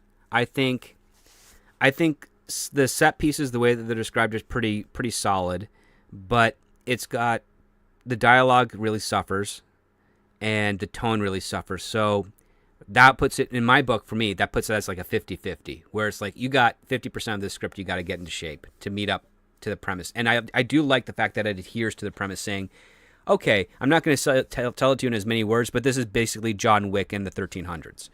And yeah, I'm fully on board with that. But I need a little bit more empathy with regards to his motivation for doing it this way. I need the exposition of the legend of what this guy is to be done with a bit more tact to it. And I want to have a little bit more fun with the tone being consistent from page 1 to page 93 and this point here. And I think the key word is fun. I don't think this should be John Wick per se, where it's very serious. I think it should be John Wick in action and in motive. Mm-hmm. But I think in tone it should be more Kingsman. I think it should be fun. Army of Darkness or something of that nature. Yeah. Yeah, I mean, Army of Darkness was like, it's campy fun. I don't know if we should go quite that far, but if we did, I could see that happening too. Like, it could be really fun.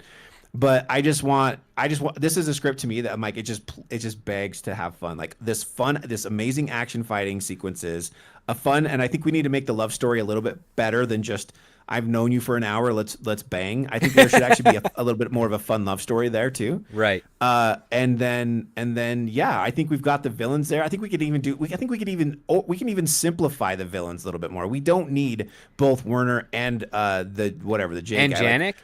There's a Yeah, lot of we've skipped over a lot of characters deliberately so a lot of because knights, there are a yeah. lot of knights in this. They do chew up screen time. They don't have much of a presence in the script. That's another strike against it because, I mean, kind of one of the things we've discovered over this show is what is the threshold where this is a script where you're like, okay, has a couple of flaws but still good enough to be made and be revised. This one I don't think falls quite into that. I think some of the flaws it has are a little bit too much to the point where I couldn't put my money behind this if I was the producer in this situation, because there'd just be too much redevelopment work required to get it into shape. Because the premise alone is great. Like I would buy, if I was developing this in house and someone pitched this to me as the premise and there's no script yet, I'd be like, yes, we're developing this. Let's do it. But if this is the script that was turned in, I would be kind of wincing a little bit at it because it just feels a little all over the place for me. Yeah, it is a little all over the place, but if you think hard about like the last 2 years, even of movies that did get produced, Yeah. they're worse than this script, dude. They are. So for me, and I'm with you, our standards shouldn't keep going lower because things are so bad. I think we should keep our same standards as they were 10 or 20 or 30 years ago for a great film. But yes, I think it needs to be rewritten. I don't think it needs drastic rewriting. I just think it needs another one or two passes, or at least it needs to get in the hands of someone that's experienced it enough that they can see the major flaws and fix them in a tight way. I mean, this is a 100-page script. This isn't a huge script. No. And a lot of that is action, and that's good if. And again, like, I don't know to what degree a writer should be putting the details, the choreography of the fighting, or if you leave that to your fight choreographers. But he did a fantastic. There's a lot of time put into this script, yes, for sure. If you've ever even tried to write one fighting scene, if you've ever sat down with a blank piece of paper and be like, okay, I've got these two people that are going to fight, have fun. Because especially if you've never done it before, it is a lot harder than you think to make a fight interesting and original. On top of that, everything's been done. And I felt like this was the action sequences in this were pretty good. I love that fight with all four of them ending up in that room, fighting each other. It's really tight quarters. And then in the end, our protagonist just gets gets Spartan kicked out the window by a chick. Like, that was awesome. There's a lot of high points. I think what you said about dialogue, there's some bad dialogue in this. There's some really bad exposition dialogue specifically. But on average, we also had some really cool dialogue in certain points that were really good. Yeah. And then we have a lot of dialogue that's just very forgettable. And in an action movie, that's fine. We aren't there really so much for the story as we are for the action. But at least the story needs to be consistent. Is it a fun, playful action story? Is it a serious story? And I think that's what hurts this script the most is just the tone. It just keeps shifting and it does it way too many times. And so, yeah, what do you think? Red light, green light. Do I go first? Or Yeah. Would you green light this, or would you give it a pass for future development? I would definitely. I wish we had a third option, but yes, pass. I would pass as it is right now. But it would definitely be one that I would say we are interested, but you need to do better. Come back and let me see another draft or two later and see what you do with it. That's what I would say to him. Yeah, except for me, it's like. For you, I get the feeling it's a reluctant pass. For me, it's also a reluctant pass because when I read the script, I've read it twice. I usually try to read these 3 times, but I only had time to read it twice. And both times I kept on thinking there's a lot of strength here in some parts, but it's not strong enough to make me forget of all the flaws. Whereas, other scripts, it's like, oh, we have this one scene here, and that's really the only thing kind of holding it back, and that's kind of a lot easier to fix. That takes a lot less effort compared to this one here, where you don't even have to touch the fight scenes. It's the dialogue scenes and the character connecting scenes that will actually make you really care about the fight scenes that need to be worked on, especially with that exposition point, because you get, like, there again, we won't go into the details, but there's another exposition scene in the final act. That is, it really does hurt the script a lot.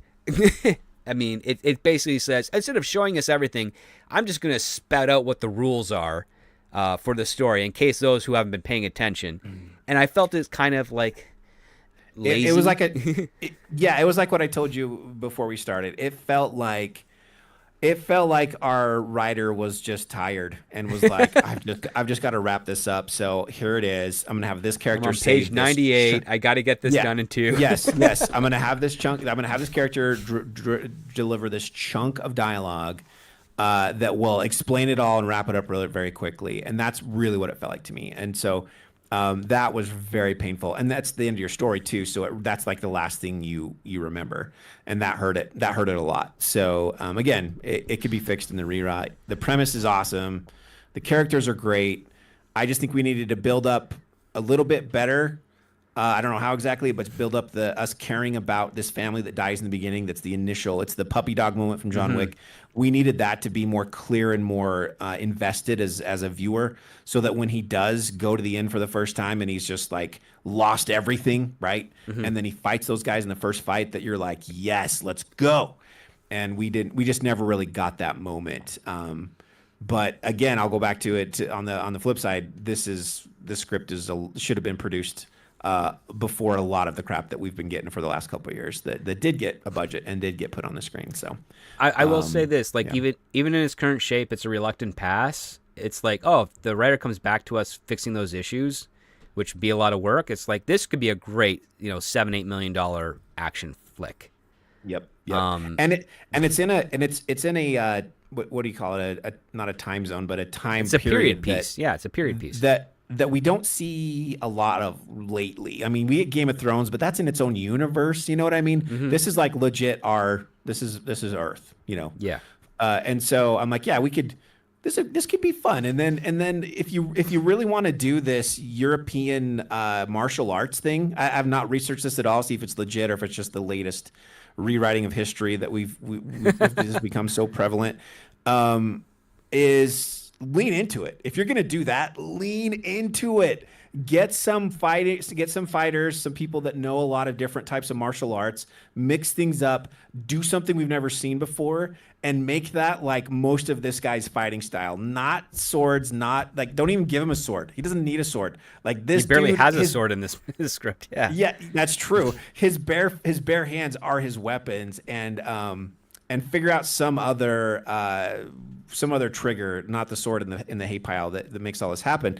But like, you know what I mean? If you're going to do this European martial arts, and no one, because again, this is untapped, right? If this is a thing and this is the first time it's going to the big screen, it's something new. And that's what people want, right? We were talking about that earlier. Like, something new would be like this whole new type of style of martial arts that came out of Europe, right? Whether it's true or not, that's not what we're debating. The thing is, it'd be new and different. So have fun with that, lean hard into that, and show us some dude in the 14th century, like breaking necks, crane kicking people, all this crazy weird stuff you're going to do. That's his warpath. That's his John Wick stuff. He doesn't have to worry about getting shot by bullets. He has to worry about, bolts and arrows.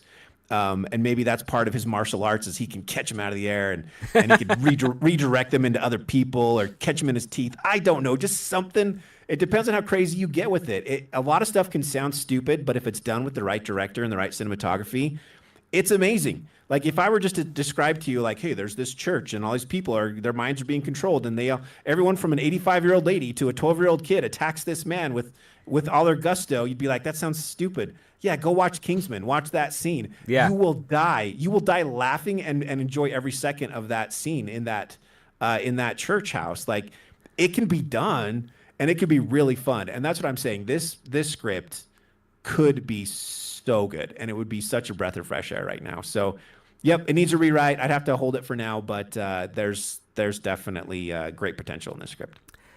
No, it's got it there, but unfortunately, in this current shape for me, it's not the stuff that I think would actually be valuable to audiences wanting them to come back again and again. It's not going to be the fight scenes. It really isn't, because even with John Wick, people talked more about that dog than they did about the fight scenes, and that's the true. point. That's what you want to do for a story like this. I will say this: choreography takes a lot of work. On the level of creativity compared to everything else that you have to do in a production, it's kind of low, because there's only so many physical moves you can do in it with the human body. and do it safely for film and television. But so you have what are called these kind of paint by number choreography pieces, where a team of great choreographers, great stunt fighters. You tell them, okay, we want number 7, 8, 2, 2, and 4. They know exactly what that means. They go do it. It blows your socks off. They spent hours, if not months or years, training to be able to do those moves and be able to understand that code and that shorthand. But when it comes to like writing the story or trying to make it have any meaning, that is outside of their purview. So you have to kind of really beef up the stuff around the fight scene so that when they see the context of that fight scene, that inspires them to get a little bit more invested. They become a little bit more ferocious when the time needs, or a little bit more soft when the time needs, and it kind of balances everything out. And that is why you just can't rely on a movie that's all stunts all the time. Like, I think that's part and parcel why the John Wick series, every movie after the first one, while entertaining, doesn't have the same impact as that first one has.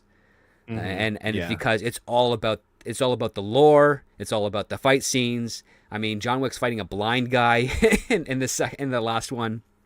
Oh yeah, in the fourth one, right? Right.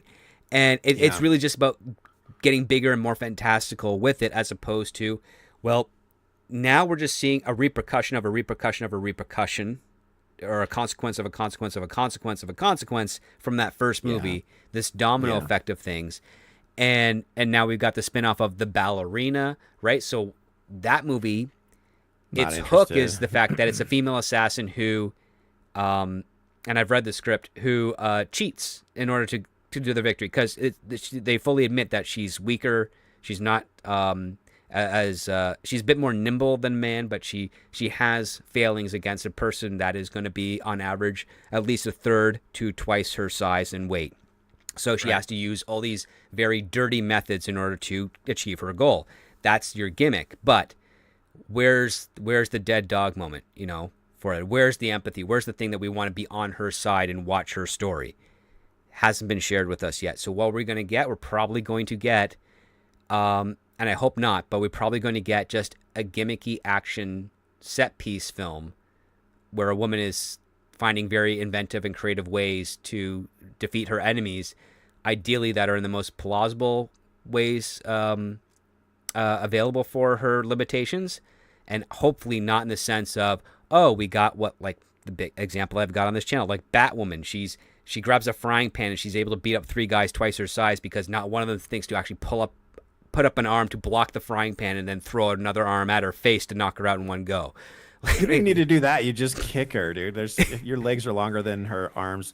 Yeah, and here's the thing. When I first heard about this movie, I was like, I don't know. And I said I'm not interested, but I guess I'm still open to it. Like, I'll wait and see. I'm not going to go see it opening night, because it could be good. But that premise, like, has nothing to do with gender. I loved La Femme Nikita, dude. That's a great movie.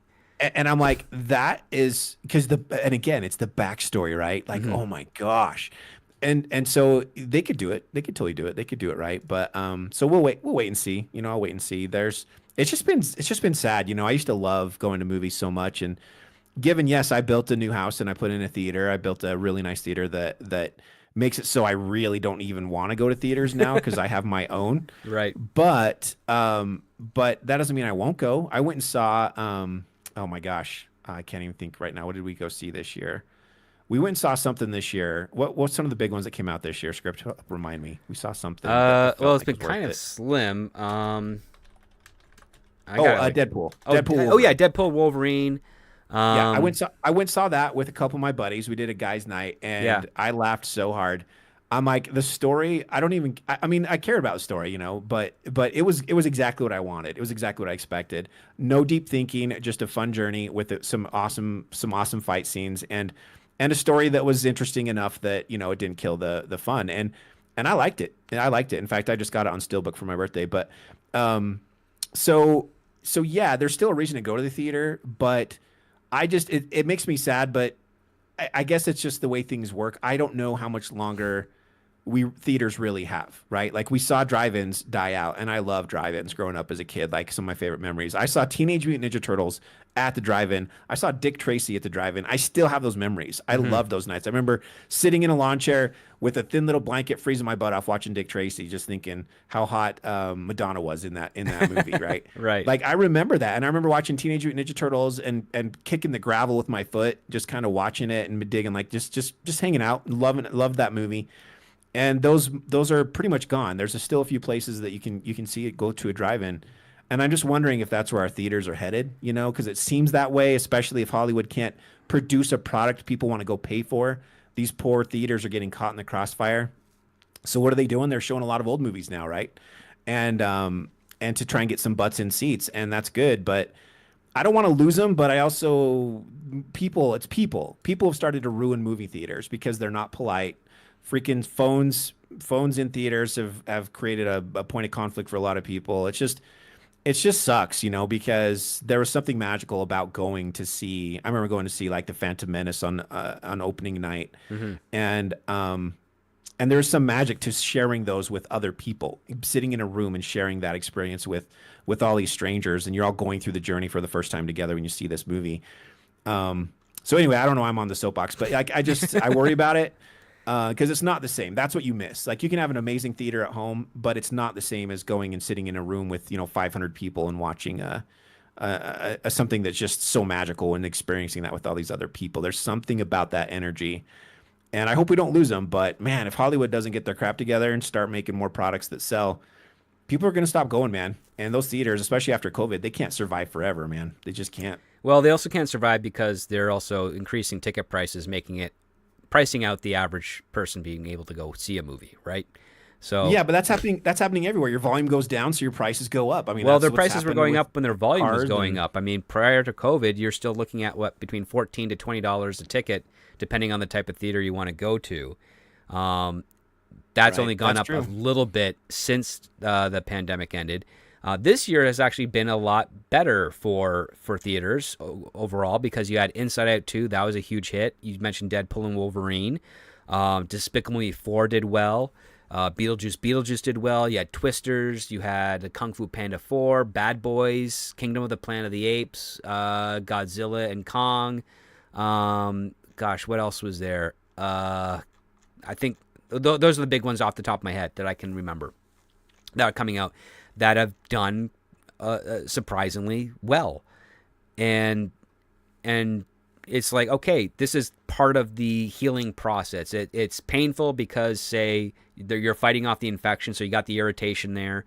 But eventually, it's gonna heal up. The scab is gonna fall away, and while there will be a scar there, at least you'll know that there's integrity in the industry again, and it's healing. It's taking a long time because remember, the industry figured out this was a nonprofit move a few years ago, and they've already invested a whole bunch of other money into those old products. They have to get them out, and they've already been spending the last 2 years making new stuff that's going to be coming out over the next 2 years, and you're going to see that more in line with something that is a little less divisive for audiences. I mean, it's still going to have the same goal has never changed, which is people are passionate about a story they want to tell. They think it's going to be good. They are hoping it is going to be good. They throw it out there, and they let the audience decide. And a lot of the people who have been given the opportunities to put out a story which they actually believe in and think is great were not in sync with the audiences. And now the people that studios are betting on are in sync with the audiences have gotten the opportunity to get stuff made, and that's going to be coming out for the remaining of this year, for much of next year, and the year after that. And if that follows through to form where audiences start responding well, and if the economy does better for 2025 than it has been for 2024, and people start having disposable income again, maybe prices will go down a little bit on the theater side of things. Maybe people will start going out to movies again, and maybe people and audiences will finally have something to celebrate more in that regard. But again, they still have that extra competition, which is how do you compete with streaming shows? How do you compete with social media? There's just something crazy and alluring about the fact that the absurdity of reality can almost never be matched by the absurdity of fiction, right? So Yeah. Yeah, there's some truth to that for sure. So that's the hardest thing to do. And it all comes down to like passion and getting back on track, where I want to see movie trailers. I want to read articles in the trades where they're talking about, this is a great movie. We've got this type of really cool cast. We're doing these types of things. We're talking about the story more so than we're talking about the politics behind the story. Yeah, which it should always have been that way. Like that's the thing. It should be about the story. We don't. It shouldn't be about the actors and their political agendas or any of that other crap. Like none of that matters. What matters is the story. What Yeah. matters is being entertained. The last thing people want to do is go watch a show or watch a movie and be reminded of all the BS they're dealing with when they're not in a fictional world. Like that's the whole point of being Well, entertained, is to escape and go to another place. not to escape, So it's to not be depressed by the actions of the real world, because sometimes you can see a comedy that makes fun of everything that's going on in the real world. That's catharsis. That's telling you things can be better because people have pointed out that there's an issue at hand. Like, don't get me wrong, you are going to have a diet of films where you go in there and it's not going to do anything for you other than, give you the tickles for the next 90 minutes or 2 hours. But those are the movies that are quickly forgotten. What you need to get more of are the movies that actually pull you in and make you go, wow, I actually really have an appreciation of that story, or I relate to that character because I've been in a struggle similar to that as well. They persevered. There's nothing to say that I can't persevere. It's always that man versus world, man versus universe type of stories that really resonate, because that is what stories are about. It's not just to distract you or to it's not just to distract you, because if it's distracting you, it means that's distracting you from something that's important that you should be paying attention to, right? That's what the term of distraction is. Look over here, don't look over there, because if you look over there, then you're going to know that we're coming after you, right? So a good story is one that says, hey, there's this interesting concept here. I'm not going to tell you point blank exactly what it is. I'm just going to mask it in an allegory and really do it in a fun fashion, so that when you're done watching the story or done reading this book, you might maybe see the patterns happening in the real world, and it might actually benefit you, having seen this example in fiction, to sort of stay ahead of the example that's being before you in reality. And it may be masked as something as simple as like a silly Spider-Man cartoon, what have you, or a crazy rom-com with regards to like, this person is actually just being forced to marry this other guy because they don't have any agency of themselves. But only you, as the best friend, can actually get in between these two parties and save that person from doing something horrible that would not just ruin that marriage and ruin that fake and expose that fake love thing, but also might save the company that they're going to inherit by way of that marriage. Like, there's all those types of complications in there that you can draw into allegories. a perfect example of that I was thinking of right there was Princess Bride. Right. There's so many life lessons in Princess Bride between the different relations. It's not just a love story, right? Like Right. it's about honesty, it's about honor, it's about revenge.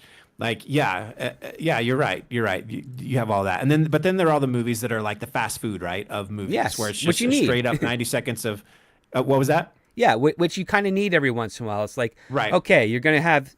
Listen, you can have a lot of filet mignon, and delicious wine here and there, but sometimes you just need something quick.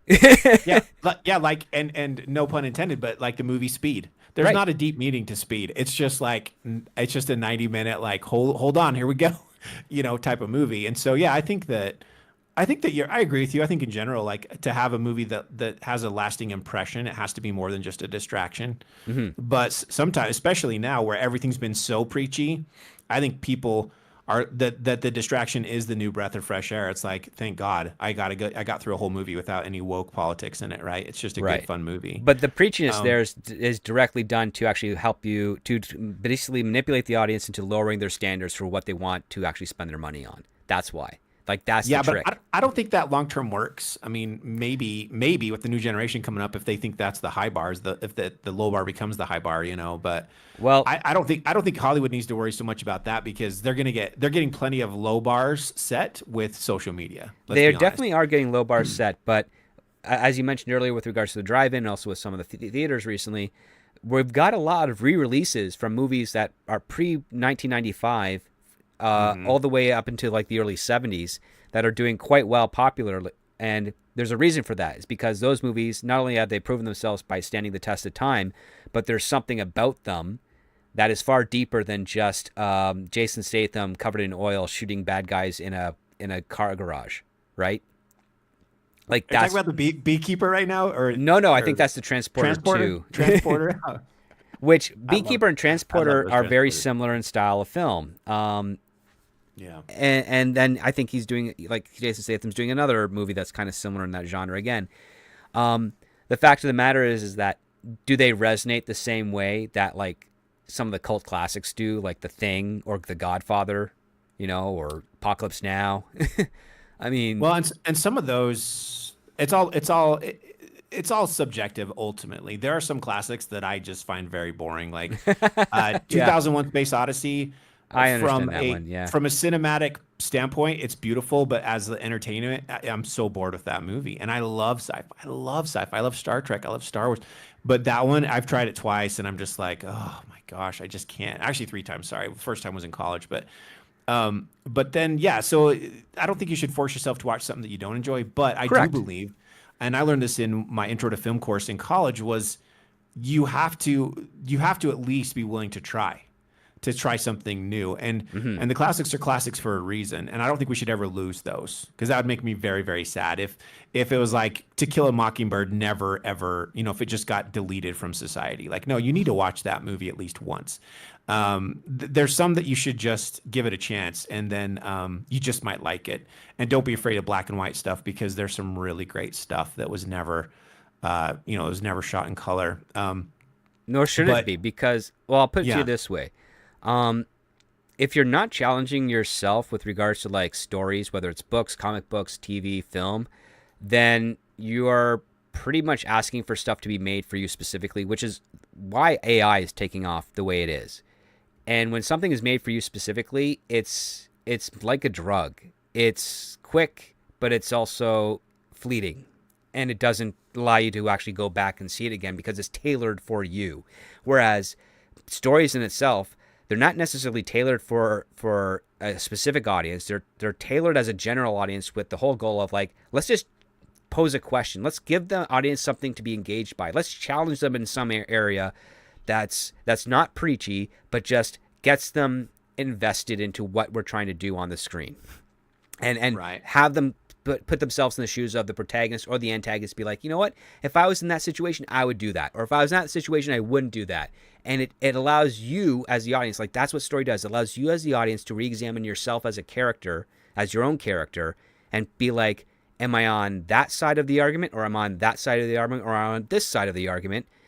And it kind of helps you sort of figure out your own self, because you're asking questions of yourself that you have never been asked before, even by a third party. That's what story is really supposed to do for you. Yes, it creates a self-analysis scenario. Yes, I agree. I agree with that. Like To Kill a Mockingbird. Oh my gosh, I remember that just hit me hard in college. I was like, whoa. But yeah. I was just thinking of what, And that's what this type of script has the potential to do, really, because you have this main yeah. character who's I was a bad man in one life. I'm trying to be a good man. The world is compelling me to go back to being a bad man again. How much will I let that world pull me close to that edge before I'm able to pull back? Right? That should be the theme of this type of script here of the Peasant. And I also think it should be renamed The Shepherd, because he's referred Yeah. to as the shepherd the majority of the script, not so much a peasant. So Well, and there's that metaphor where he's protecting his sheep. So yes, I think yes. that would be a better And then better the title. theme of like that's why you learn to fight is to protect others, not so much to go out and attack. And then there's the dichotomy. He is a noble knight, a noble paladin who was taught one thing and then abused by the church in this period of time for power and wealth. And then the other knights that he encounters are kind of following that same form. And it's basically, and he's recognizing it as self-destructive. So here's this action set piece script that feels on the surface level just kind of like a schlocky, fun romp, but it's got this premise to it that has such the potential to actually speak to broader things. But the problem is that it's not as well handled as it should have been. Like I think the writer either was rushing the script, or maybe he came up with a premise that was a little bit outside of his weight class. I'm actually hoping it's the former one instead of the latter, because that just means that there's a good chance that a good director or a good producer can come in and get this thing whipped into shape. I just caught a big inconsistency too, which was, he tells Luke at the beginning that you should fight for defense, right, to protect those that you love, like a shepherd, right? Hmm. But after they die, the first thing he does is throw all that away, and he's on a revenge spree. Yeah, he's on for vengeance. It's no longer for protection. It's basically I'm punishing you. Yeah. Yeah, which is completely counterintuitive to this great lesson that he was teaching in the opening scene. So I'm like, yeah, And he's that not doesn't doing it make to sense. rescue the town either. Like he's just doing it No. for gratification. So that would be the thing that I would actually add into the script is he's like, where this free not red company going? And they're like, oh, they're gone to this village here. Well, I'm going to not only get justice for them, but I'm going to make sure that I can free that village from their I'm gonna protect exploitation. that village. Yeah. Yeah, that would have been better. I didn't even think of that till now. Jeez, it just goes to show that's why a good story, a good writing, anytime, no matter what you're doing, that's why rewrites exist. That's why the best stuff always comes in second, third, fourth, fifth, sixth, 10th drafts, because you just don't see all the angles. You just can't in one pass. You gotta keep stewing it over. And Yeah. Well, there's a to make it writer better. named Gary Grapes who says, I'm too good of a writer to have a perfect first draft. That's awesome. That's a great quote. And it's easy to break down. It just means like if you think that your first draft is perfect, you're not seeing the forest for the trees because you can always make it better. And the truth be told is that at some point you just have to abandon the script because you can't keep going at it more and more in detail by detail. Ideally, by the time you get to the point where you're ready to give up is the point where nobody, unless they're incredibly exercising a great deal of scrutiny, is going to pick up the flaws that you weren't able to address. All the big stuff is handled. It's enough. It's more than enough to get everybody on board and excited with it. And the little stuff there should not be enough to break the movie. Yeah, and yeah, I've done enough writing to know that that's easy to fall into that trap where you just keep polishing and polishing and polishing. I'm going to change this word here. I'm going to change this dialogue a little bit here, and it's always easy to come back a week or two later and read what you thought was amazing and go, well, I don't know now. It's not quite.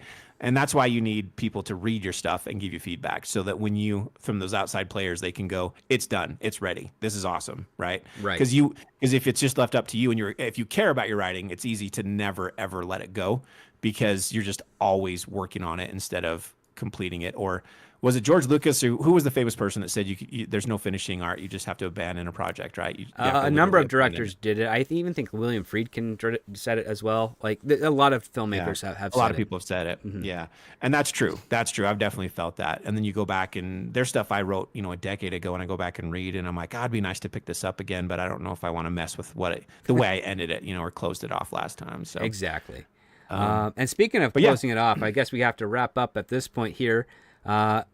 2 hours talking the script and everything else. Mac, always a pleasure, sir. Any final thoughts before we call it a final night? No, I think we covered everything. It was a good script. It was fun. What do you have? What's coming next week? What do you got for November? So for November, we have got a very interesting, kind of like a brain teaser type of script called The Pen Tester. And it's basically about based off of a job of a person that makes sure that prisons are impenetrable and inescapable. So we're going to be checking out that next week. So that's basically it. We're kind of ending off the scary, spooky season, but we'll probably have some more supernatural or horror films, horror scripts to address before the year is out. After all, we've got less than 10 scripts left until we hit our end of the year, end of our first season, essentially, of the show. So, and it's been absolutely fantastic. Now, while this script did have its high points, again, it's a reluctant pass for the moment, but I will still encourage people to actually give it a read. If you can find it out there, it is called The Shepherd, and it is written by Will... The Peasant. Oh, sorry, The Peasant. I wish it was called The Shepherd. Yeah, it's called The Peasant, written by Will Dunn. If you're having difficulty finding it, just reach out to me on the Twitter X's there at ScriptDoctorPhD. You can also support this show by signing up to our Patreon. It does come with a 1-week free trial where you get to see all past episodes, all past articles, musings, and writing advice that I have on there as well. And if you do decide to sign up, we greatly appreciate that support because it goes towards the show here. Might even allow me to afford getting a singer to do a proper song for the show in the near future. So With that all being said, I want to thank Mac for coming by again this week, asking great questions, really creating a great conversation about this script, and hopefully getting people excited to check it out. I want to wish you all a wonderful weekend, a happy Halloween. For those that like to dress up, party, or at least take their kids out trick-or-treating. Stay safe, have a wonderful night, and never forget, guys, when it comes to great story, it all starts with the script.